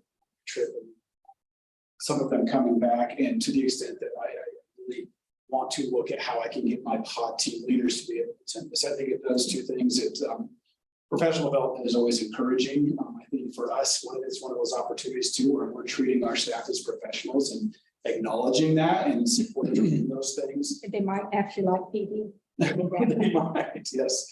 And also, they just came back with a lot. One of my lead teachers came back and she has shared out that she immediately changed some of the things that she was doing in class and is really doing some project-based things that she pulled directly. She's a phenomenal educator, but has already pulled off some things and shared with her teammates, and it's already, so it's a great opportunity where it's permeating our staff already with some of these opportunities. That's great. I think anything like this, that coming back on the plane Sunday, I actually wrote next to a person that writes curriculum for one of the companies like Pearson or somebody. I don't know why you get matched up with those people on an airplane for a 3-hour ride. That's what you do. So. In the horror stores, he was from Philadelphia, and horror stores, he was telling me of things at schools back there. It was just unreal. Yeah. And I think things like this, hopefully, if you grasp onto them, and the end result is that you have kids engaged and you eliminate issues in the building with staff and students and stuff. And I think that can be a huge recruiting thing for us as a district. Yeah. I know we can't always match the money, but I think that's going to be something in the future that more and more teachers are going to be looking at is where can I go and work and be in a safe environment to work in. And I think that's gonna be really important. So. Thank you so much. Thanks, Drew. Very Thank you, interesting. Drew.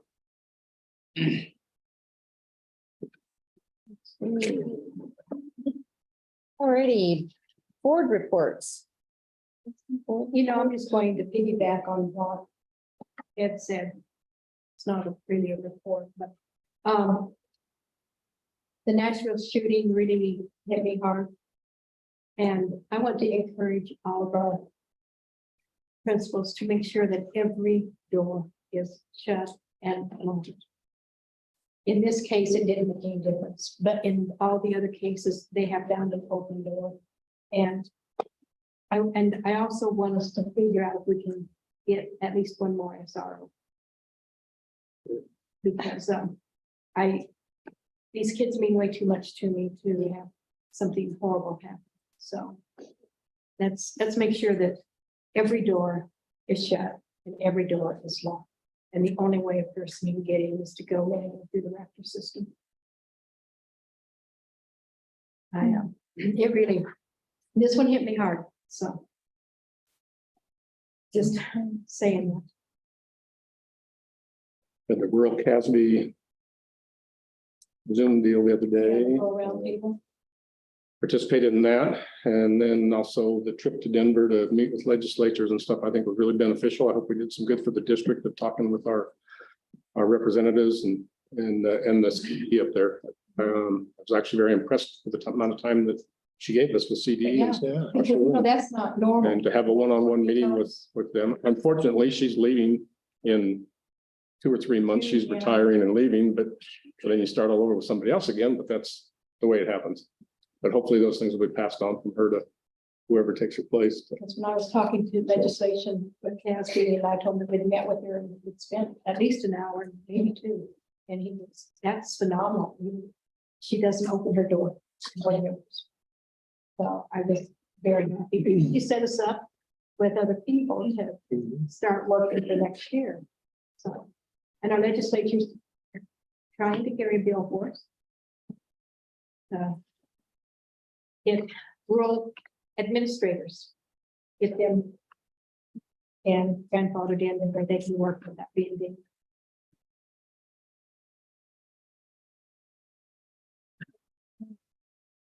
Anybody else? Lane's been pretty quiet down here in that end. Yeah.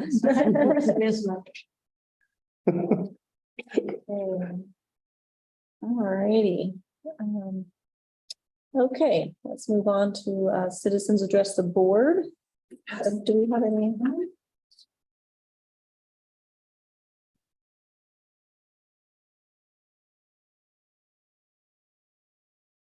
All right, Shelley Curtis.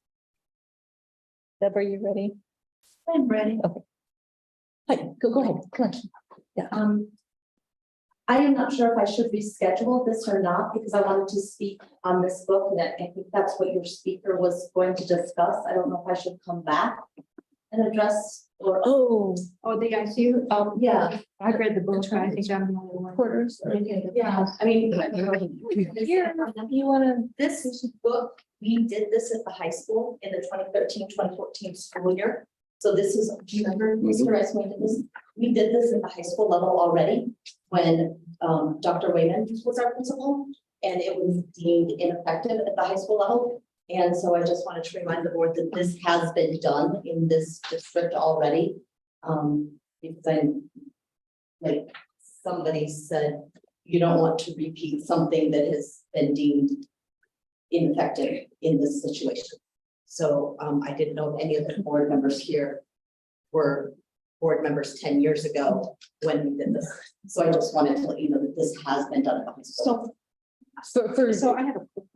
I was just gonna see, was it just for like 1 year? Is that what it was? I mean, is it like just a 1 year kind of? We did it for 1 year. Okay, In okay. fact, I don't think we did it for a full year. Oh, okay. Because it was that not right for the high school. Is it We did because for you like- didn't have the staff to do the interventions? Or is it It because was- you didn't communicate with parents? What made it fail? Okay, we did the communication with parents where we emailed the parents and let them know what was going on. with their students for having zeros. Teachers input the zeros and it went into a database. And when the students had a zero or we also did that if their work wasn't up to standard, because you can do that paper and you can turn in garbage and you get garbage. So they had to not only not get a zero, but they had to meet minimum requirements. And they had to go to lunch tutoring. And this was run, at that point, we had employees that were check and connect. And that's what their job was. They checked in and connected with our at-risk students. And I don't remember how many we had. Do you know? How many, like 3 maybe? Yeah, maybe. They were paras. Yeah. They were paraprofessionals that were check and connect students or teachers. And this program was run by our check and connect group. And it was really good for about a month. And then the number of zeros just kind of snowballed and it could not be kept up with. We had too many students and not enough space for them. We had not enough staff members to man it, even though we had those designated check and connect. It's not like teachers or being asked to give up their lunch or something like that, but they couldn't keep up with it. There was a huge problem about students trying to get them to go to it because it was a lunch detention. And if you've ever been in the high school, you give that child that lunch detention pass and they shove it in their pocket and they head out the front door. So it was a big problem trying to corral the students, get them to go. And if they did not attend, trying to follow up with them and levy the consequence. So then you didn't go to your ICU lunch detention. And so now you have your ICU lunch detention as well as a consequence for ditching. And it was manpower. The time is up. Sorry, the alarm didn't go. I'm sorry. Okay, no, thank you for that. Thank you for that information. All right, John Kennedy.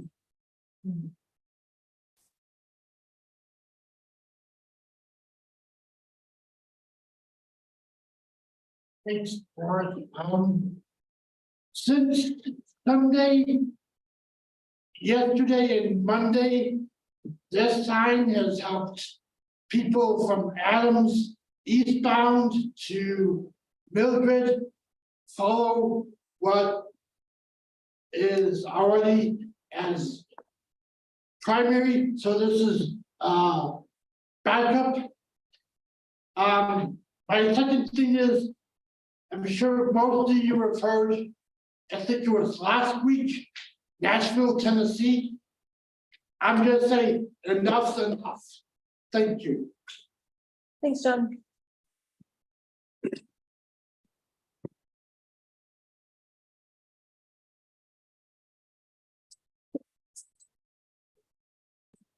Yeah, very good.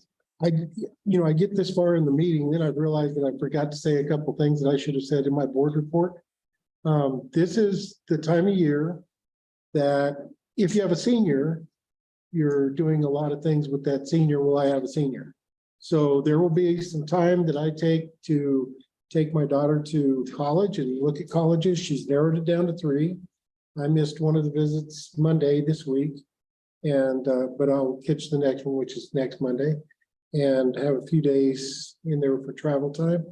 But just want to let you know that she's going to be a good scholar wherever she goes. The salary we talked about, I didn't know it was 45. I thought it was 40 at Ignacio and 45. Ladies and gentlemen, we've got to find some way to be competitive. Yes. And there is a lot of work to be done to get there. The pot is finite. I've given the analogy that if you only had one employee in the district, that'd make $22 million a year. But if you have 2, that splits. Math works. And we get all the way down to if we had a one teacher with 1 student, that they make $9,400. So to get somewhere in that middle, we've got to be effective and efficient. And we are committed this year to try to figure out how how far we can go. And I hope we can go to where we need to be. You can read between the lines if you want, but it's certainly a budgeting issue that our new person is going to be intimately involved with. I so appreciate what Kyle did last year in doing the salary schedules. The salary schedules get really messed up. Now I'm kind of going off math stuff. When you give an across the board percentage raise. Because when you make more money, you get more money on that percentage. Well, that makes those gaps between steps different. Well, last year we said people are going to get a $4,500 raise or something like that, right? That didn't happen all the way across the board because there were some of those people who, because they were so high on the salary schedule, their steps, when we evened it out, their steps weren't $4,500. So I was asked this year, if we get a raise, a significant raise, how will that affect our people at the top? If we gave a $1,000 raise at the bottom of the salary schedule, at the top, it's going to be $1,000. That's the way we fixed all the salary schedules. And I threatened Kyle, but said, don't ever change them. Never give a percentage across the board. It messes up the salary schedule.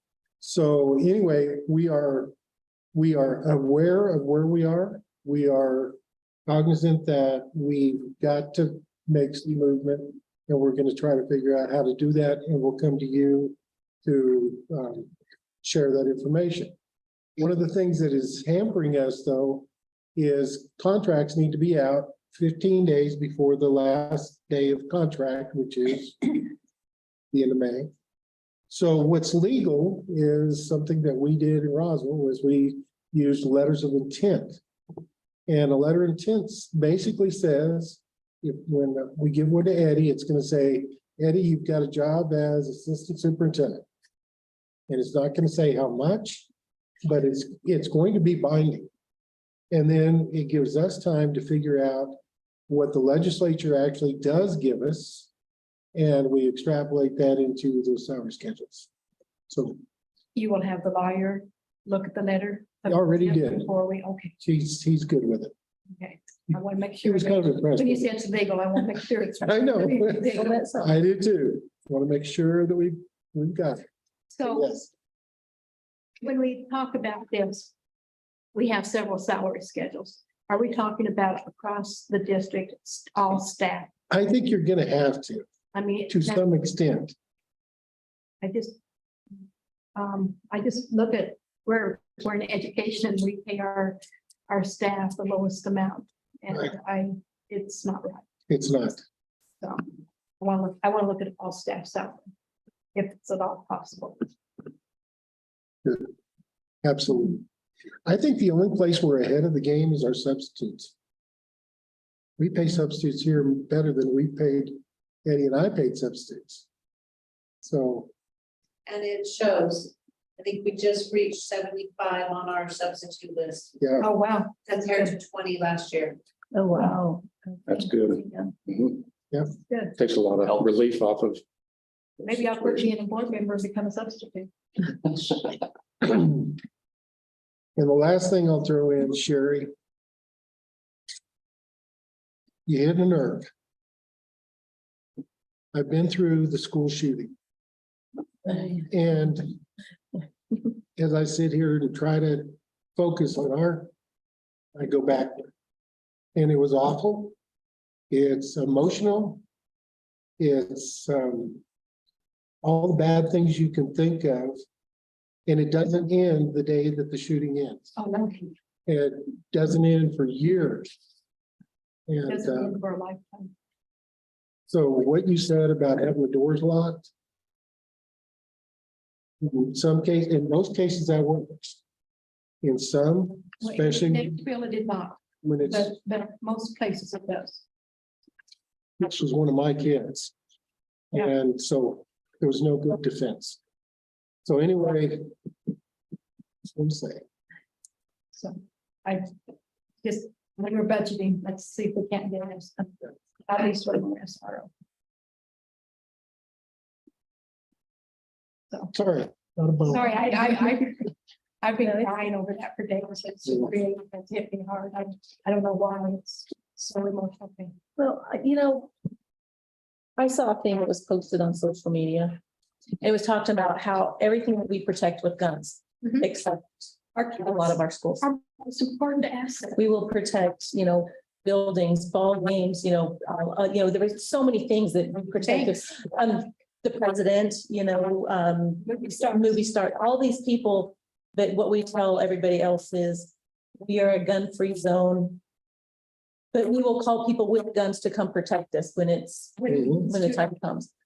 But there's so many things that, that kind of, when you read that and you see it, it's like, well, all the other things that we will protect with guns. We do have an SRO. But do we have one at every school? Yeah, we have No. low school. Do we have armed anybody at our schools? I mean, even if we were, it's like we're sitting ducks. We're just letting everybody know that we're not going to protect ourselves, on certain days of the week or certain times of the week or whatever it is. I mean, I know our teachers, and they will do everything they can to protect their students. But if there's anything more that we can do, I'm all for that. Okay, all right. No, you're good. You're good. Led that one astray. No. Well, it's hard. All right. Okay, action items. First, Everybody logged on now? Yep. I I am am. still. I don't know if I am internally, but I am next. Hold on, can I want to come see you real fast? An idea. On the civil, man. You're slowing us down, Cody. I know, I always do.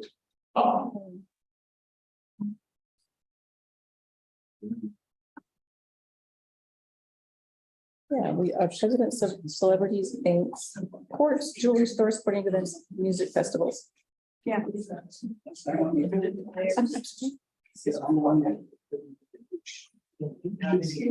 Roger, on the agenda? Were you up? I was gonna talk about Bernadine Max scholarship. Oh, you fill out a Put my name on the list. Oh, outside? form to fill out. Okay. Oh, did you want to address the board? Why don't you address it? Yeah, we can do that. We can do that now. Yeah, go ahead, Roger. Sorry about that. No, I'm sorry. no, that's I okay. didn't know all the directions I There's did. just a little form out there if you want to speak to us, so. Just recently, I got a thing from my organization, MCSD RE, that alerted me to this Bernadine Max scholarship. Every year, the Bernadine Max scholarship puts $4,000 together, and we offer $1,000 per division. We're the Western Division, and I'm the head of the Western Division, so it comes down to me to make sure that information gets out. Any teacher or anyone working in the school district or that wants to advance in any way, shape, or form, the $1,000 might help. They can go on the website and scroll down and get the information. And it's basically just writing a little seminar about yourself, who you are, what you're going to do with the money, all this kind of stuff. I used to judge those myself when I was years ago, and it's amazing some of the things that you get. But I want to let you know that that's available. All the principals here. If there's anybody, any of the principals that want me to come and speak to the teachers concerning this, I will be glad to do that because I'm home free. I came from the south, bring some sunshine. That worked out real well. But I'm here now to help, and if you need me to speak to any of your teachers. Also, I wanted to speak to you about early retirement seminars. Our organization also puts on early retirement seminars. Very valuable. I went to them when I was getting ready to retire. It prepared me for some things that I did not know that was coming up. And so those work out pretty well. I do need a little time, and I need to talk to Cynthia about maybe programming it. I bring some people in from Denver, and it will take probably 4 or 5 hours. I'm not sure of the timing nowadays, but It's very, very, very worth it if you've got some teachers or people that's within the next 3 or 4 years to retire and to get the good information. Any other questions, Trey? Robin and I sit down over a glass of wine and talk over that thing. I'm all into that thing, that guy. That is a plus thing. I got 30 years of teaching and I wished I'd seen this guy 30 years ago. So thank you all. Thank you. Thank you. Do a 5-minute break. Okay, we are gonna take just a 5-minute break before we go to our action items at 7:56. Let's make it 4 minutes.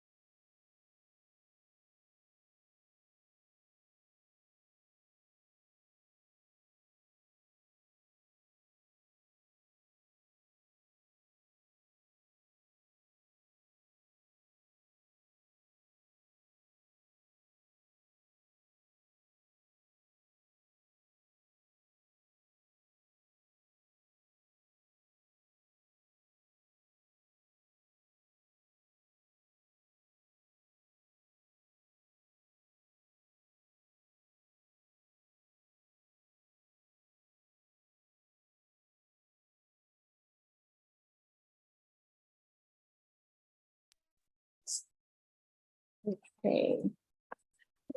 Action item A, the personnel consent calendar. Madam President, I recommend that we approve the personnel consent calendar as presented by Ms. Eldridge. I'll make the motion. Second. Okay, Online voting is now available.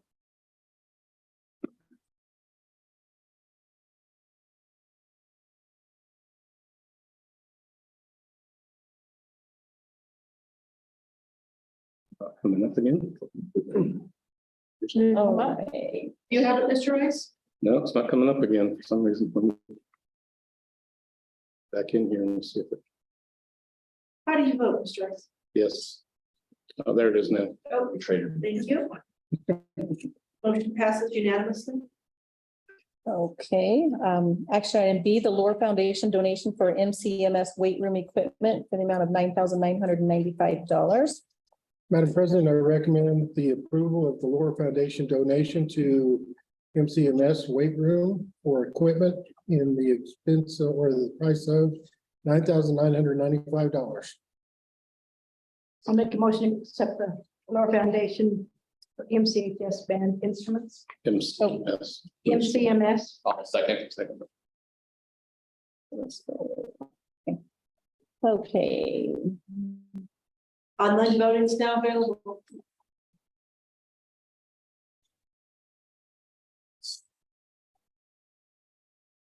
Lore has been amazing in our community. I was just gonna, Done some amazing, I was amazing. just gonna say that on the next one, that we really need to do something at one of our And, meetings or yeah, something. we've got to thank you for. The motion passes unanimously. Good partner. I mean, they've been, Okay, action item C, the Lore Foundation donation for MCMS band instruments for $9,995. Madam President, I recommend the board approve the foundation donation for MCMS for band instruments in the price of $9,995. I'll make the motion. second,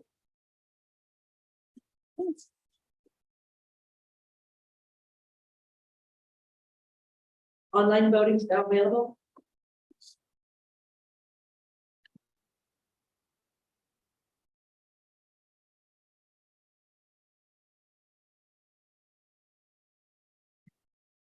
Motion passes unanimously. Okay, action item D has been tabled and the District Accountability Committee bylaws. That will be tabled and move that to the work session. Action item E, School Health Professionals Grant 23-24 application for MCMS and SWOs. Madam President, I recommend the approval of the School Health Professionals Grant 23-24 application for MCMS and SWOs. so moved. Second.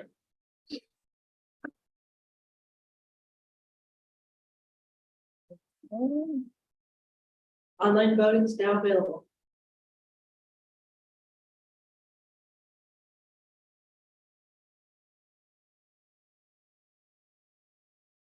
The motion passes unanimously. Okay, action item F, Montezuma-Cortez School District RE-1 volunteer application. Madam President, I recommend that we approve the volunteer application as presented. This is more of a formality. We can use the application in the format, but we wanted you to see it. I make a motion that we accept the application, volunteer application. I'll second.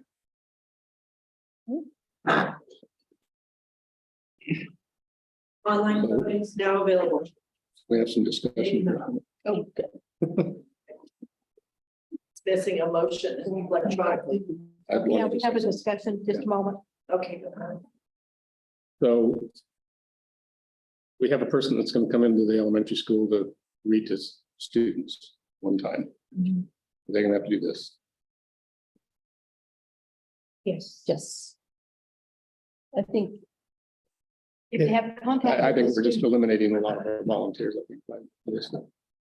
I didn't hear you. If we have someone come into the elementary to read a book, No, this is more of a, like the athletics or overnight or something like that. Different levels. We have 3 different levels. So if they are going on a bus trip, staying overnight at the same hotel as a group of our students, they'll have to go through the very, That I see. but I'm from, number one, they still need to fill out an application. We need to run a Bureau of Investigation, Colorado BIA. Does the Raptor do it? For me, Does Raptor do it? The Raptor system that we have? Would that we do can it? do it here, yes, for that one, not the fingerprints, but just the BIA. And as I was presenting in my report, we have to. We have to do that. I mean, you're talking about keeping the doors locked. And then we have to make sure that every person that comes into our schools as a volunteer, that we know who are there, what they're there for. And we have this information on them. I mean, we have to. That's our responsibility. All it would take is one individual to do the wrong thing. And I think that anybody that volunteers for the school would agree. They would want to make sure that we're doing our due diligence. I know if my child was in school, I would want, Had several individuals who come, who are volunteers, and they come, and thank you for having this required to do this. is there any cost involved in? They wouldn't, pardon me, Is there any cost involved in too? for the BIA, for like the first level, it's $4. And are we taking care of that for the volunteers? Okay.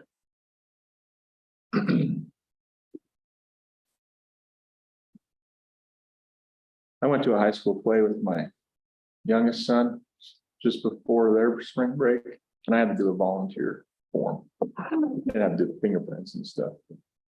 Well, there's 3 levels. Get through the Raptor system and stuff. And the Raptor system's gonna pick up a lot of stuff. yes, it does. It's gonna, well, most of everything. This is just more in depth.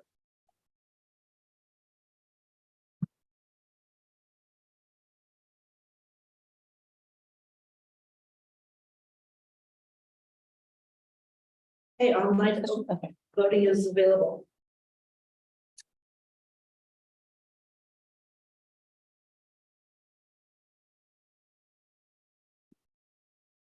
Motion passes unanimously.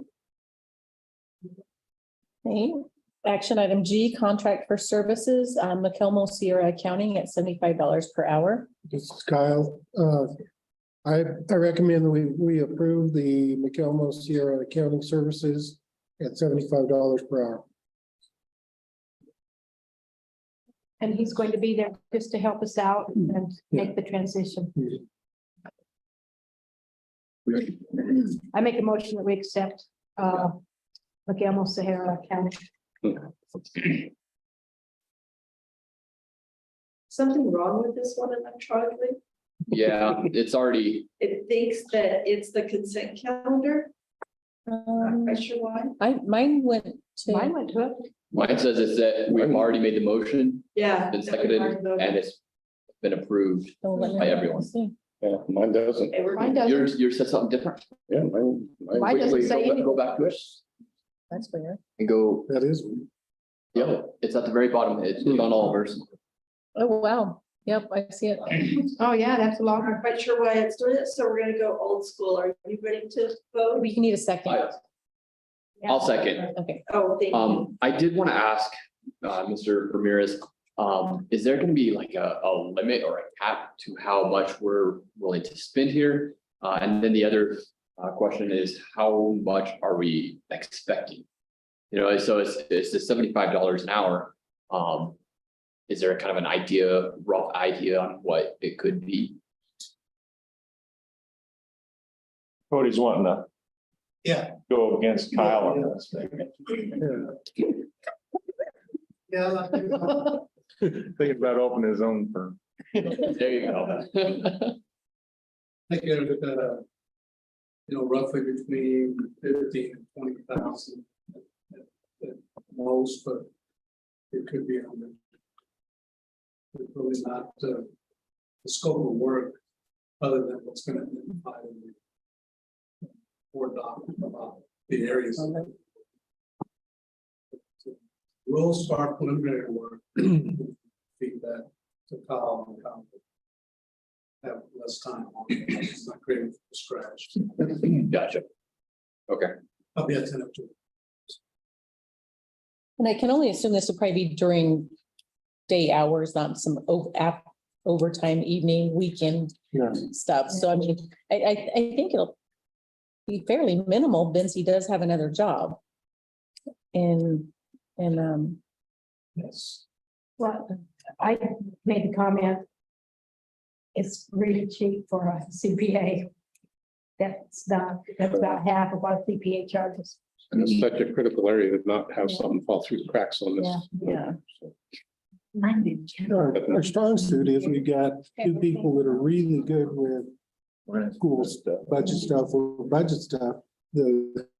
The weak point is, it's like me coming back from New Mexico to Colorado. You gotta learn the laws. Got to learn it. Yeah. So Kyle's gonna be the one to help us do that. The ESSER funds. Yeah. That's gonna take a lot of learning. Yeah. Yes. So yep, I kind of wanted to know what we're estimating here, but that works.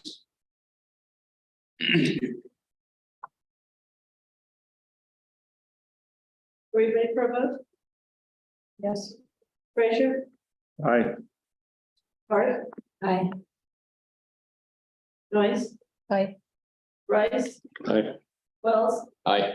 Right. Aye. Motion passes unanimously.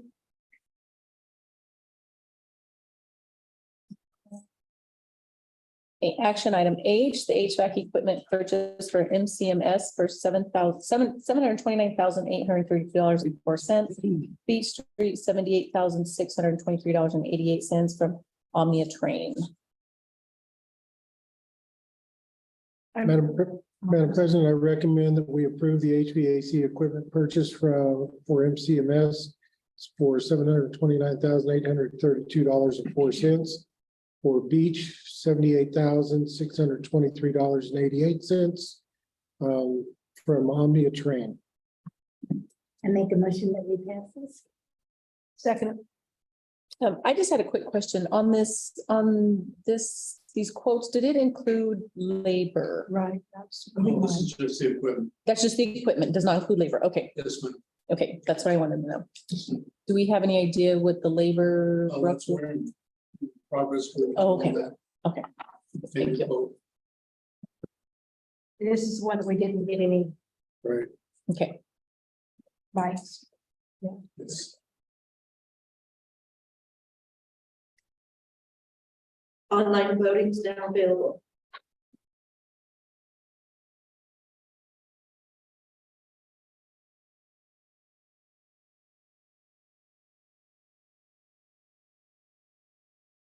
Motion passes unanimously.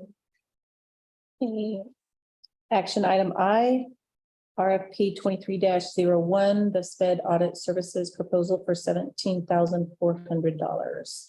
That, Madam President, I recommend approval of the audit services proposal for $17,400. That's for our compliance audit, our external compliance audit for special ed. I can make a motion that we accept the SPED audit proposal for $17,400. I'll second. So when are they going to start? Tomorrow? And is it random? Yes, They'll just pull names randomly, it will. and they're looking at 10%. 10%. They're looking at IEPs. Is that what they're Mhm. auditing? Yes, And looking at them, what's digital and what's not? yeah. What's missing, what's not.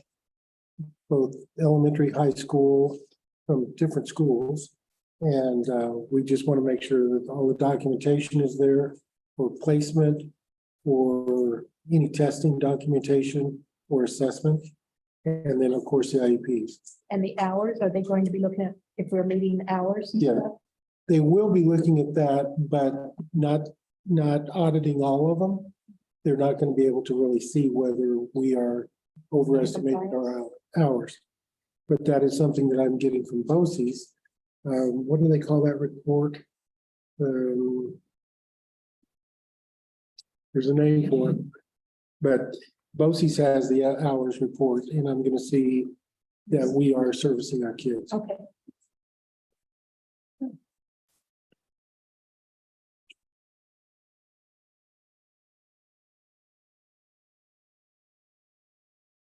Online voting is now available.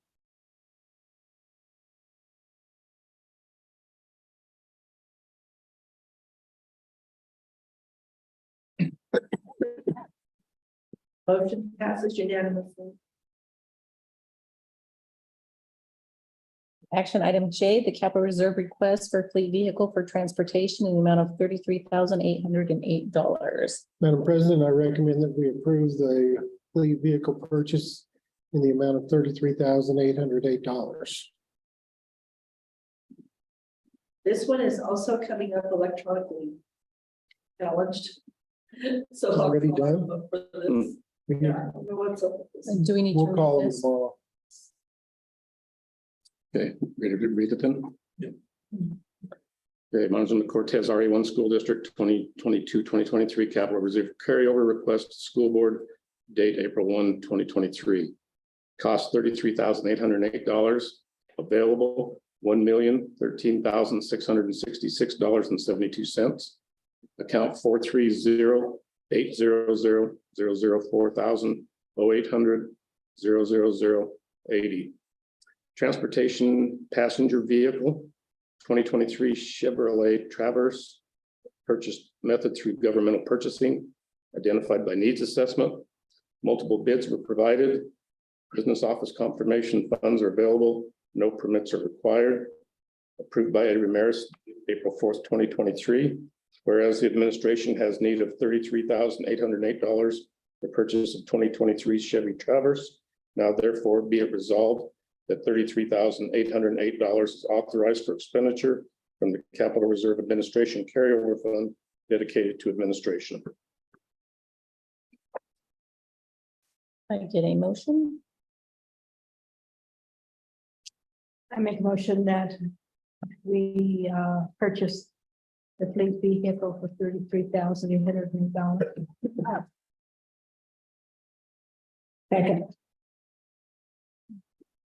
So this is for if we take a small group of students somewhere, like 2 or 3, or if we take a group of teachers on a PD, something, that's the way it will be utilized. Right.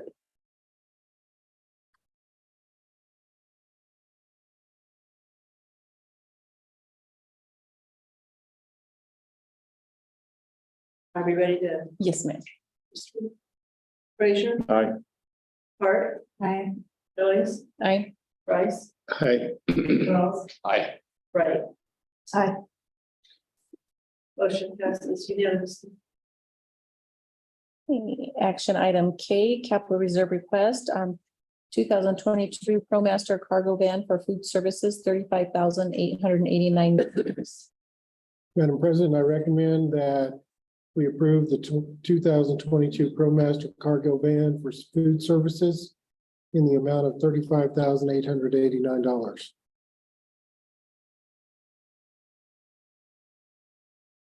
Ready? Can I get a motion? Montezuma-Cortez RE-1 School District 2022-2023 Capital Reserve Carryover Request to School Board, date April 1, 2023. Cost $35,889, available $45,000. Account 430-740-00732-00000. Identified by needs assessment, multiple bids were provided. Business office confirmation funds are available and no permits are required. Approved by A. Ramirez, date April 4th, 2023. Whereas the administration has need of $35,899 for purchase of a 2022 ProMaster City cargo van. Now therefore be it resolved that $35,899 is authorized for expenditure from the Capital Reserve Administration Carryover Fund dedicated to administration.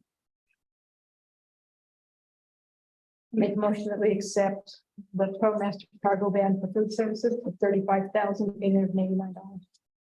I'll second. We'll have to call off the vote for this one as well. And this has been ordered for a year or something like that already. Is that what I saw somewhere? This has already been ordered for like a year, I guess. Is that right? Out in the budget. Yeah,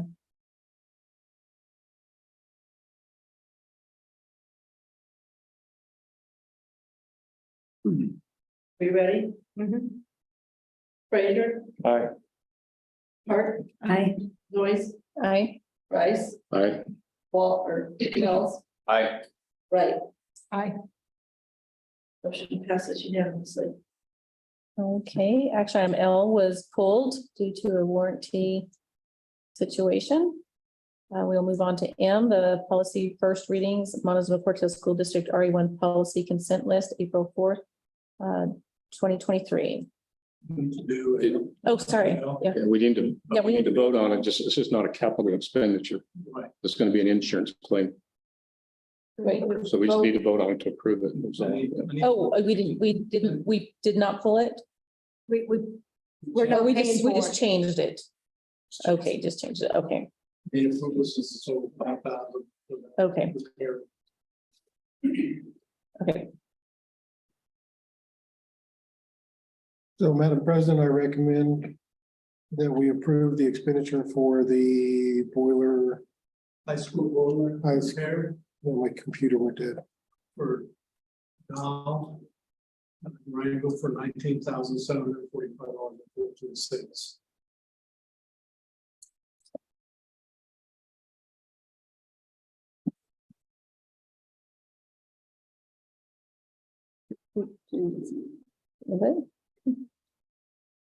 Oh. do we- I'll make a motion. I'm like, hey, sorry.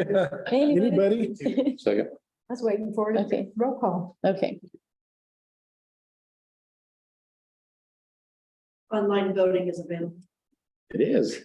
I saw it. The last two items were entered as action items. Oh, okay. oh, Motion passes unanimously. okay, now moving on to M, policy first readings, Montezuma-Cortez School District RE-1 Policy Consent List, April 4th, 2023. First reading, it doesn't require a vote. So we good. Okay, moving on to action item N, the policy second readings.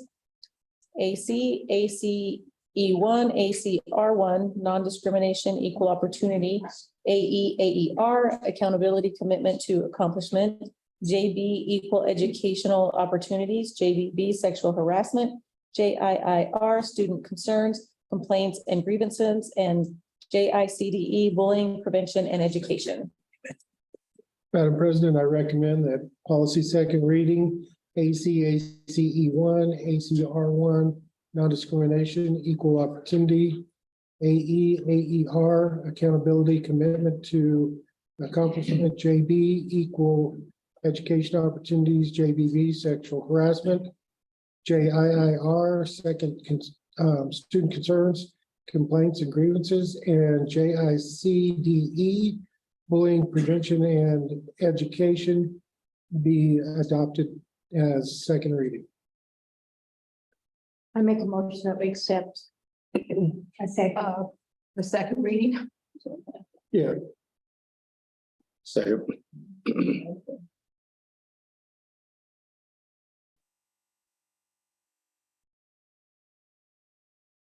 Online voting is now available.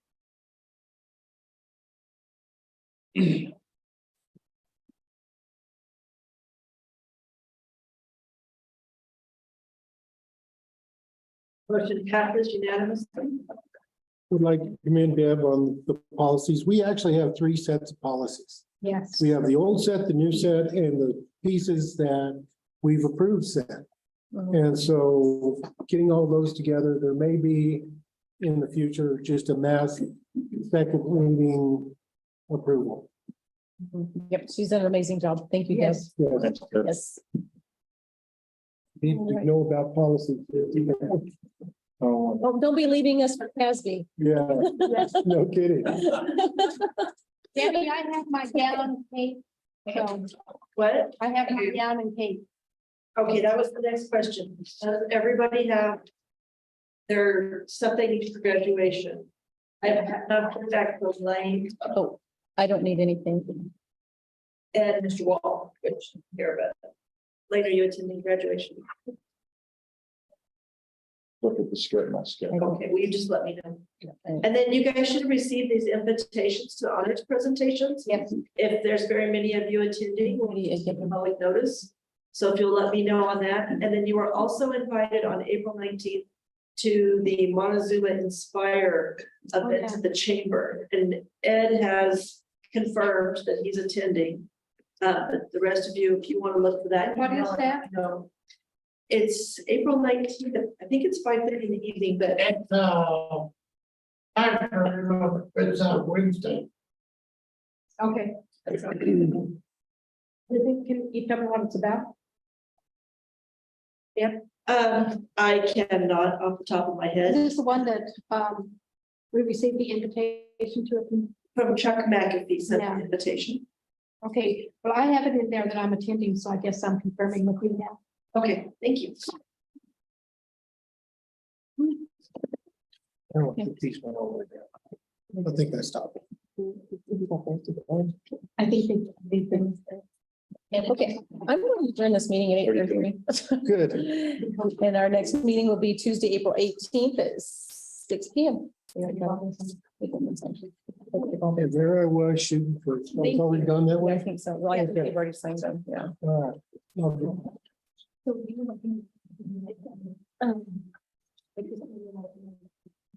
Not too bad. The match. Not necessarily.